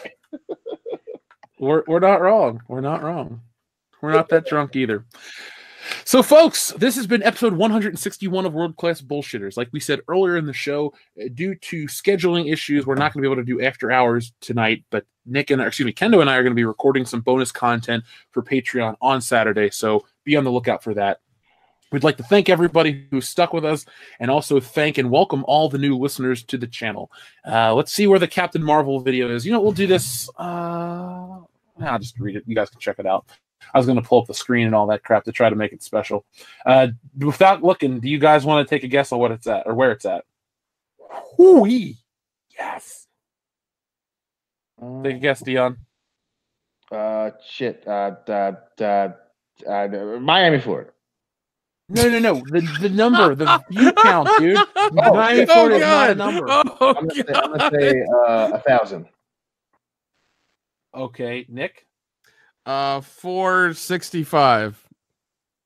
490,000 views in 2 days. Jesus. Oh, so we're gonna hit 500,000. I almost 1,000 more views. Like we hit 500,000 live. But we'll be at 93,000 really soon because we keep growing. So that's awesome. Okay. So we're going to enjoy this Captain Marvel victory for a little bit, folks. But again, thank you. We couldn't do it without each and every one of you out there. And like I said, if you're new, thank you. We'll be back next Thursday night with episode 162 of World Class Bullshitters. We'll follow up with Captain Marvel. We'll see what's coming up with other crazy parts of entertainment. And I will be back with a video, Tales from the P.O. Box, tomorrow morning. So be on the lookout for that. If you sent stuff and it wasn't in part 1, well, then come back on Saturday for part 2. And if it's not in there, well, then part 3 is all dedicated to one friend, or super fan of the channel, Reality's Frank. That dude sent in his lifelong collection of Marvel Legends figures, and I filmed it all. So probably because I won't fit in his RV anymore. What? Probably because they won't fit in his RV anymore. Oh, okay. Well, hey, if you got to get rid of some toys, send them to us. P.O. Box 5069, Cincinnati, Ohio. They will have a good home right next to 100 Rose Tico figures. Servant of God 777 says all of St. Paul is haunted. Well, let's go to St. Paul and get really drunk and go on a haunted bar crawl. Yeah. And then we'll stop by Hamlin University and get an education. Yeah, man, we can get a 4-year degree in 2 days. Oh my God. Hey, Dion, you want to get a degree in, I don't know, dentistry? Yeah. Yeah, man. I'll buy. I want my mama be proud of me. I want to become a geologist. Oh my God. Nick wants to be a criminal justice major. I want to be Batman.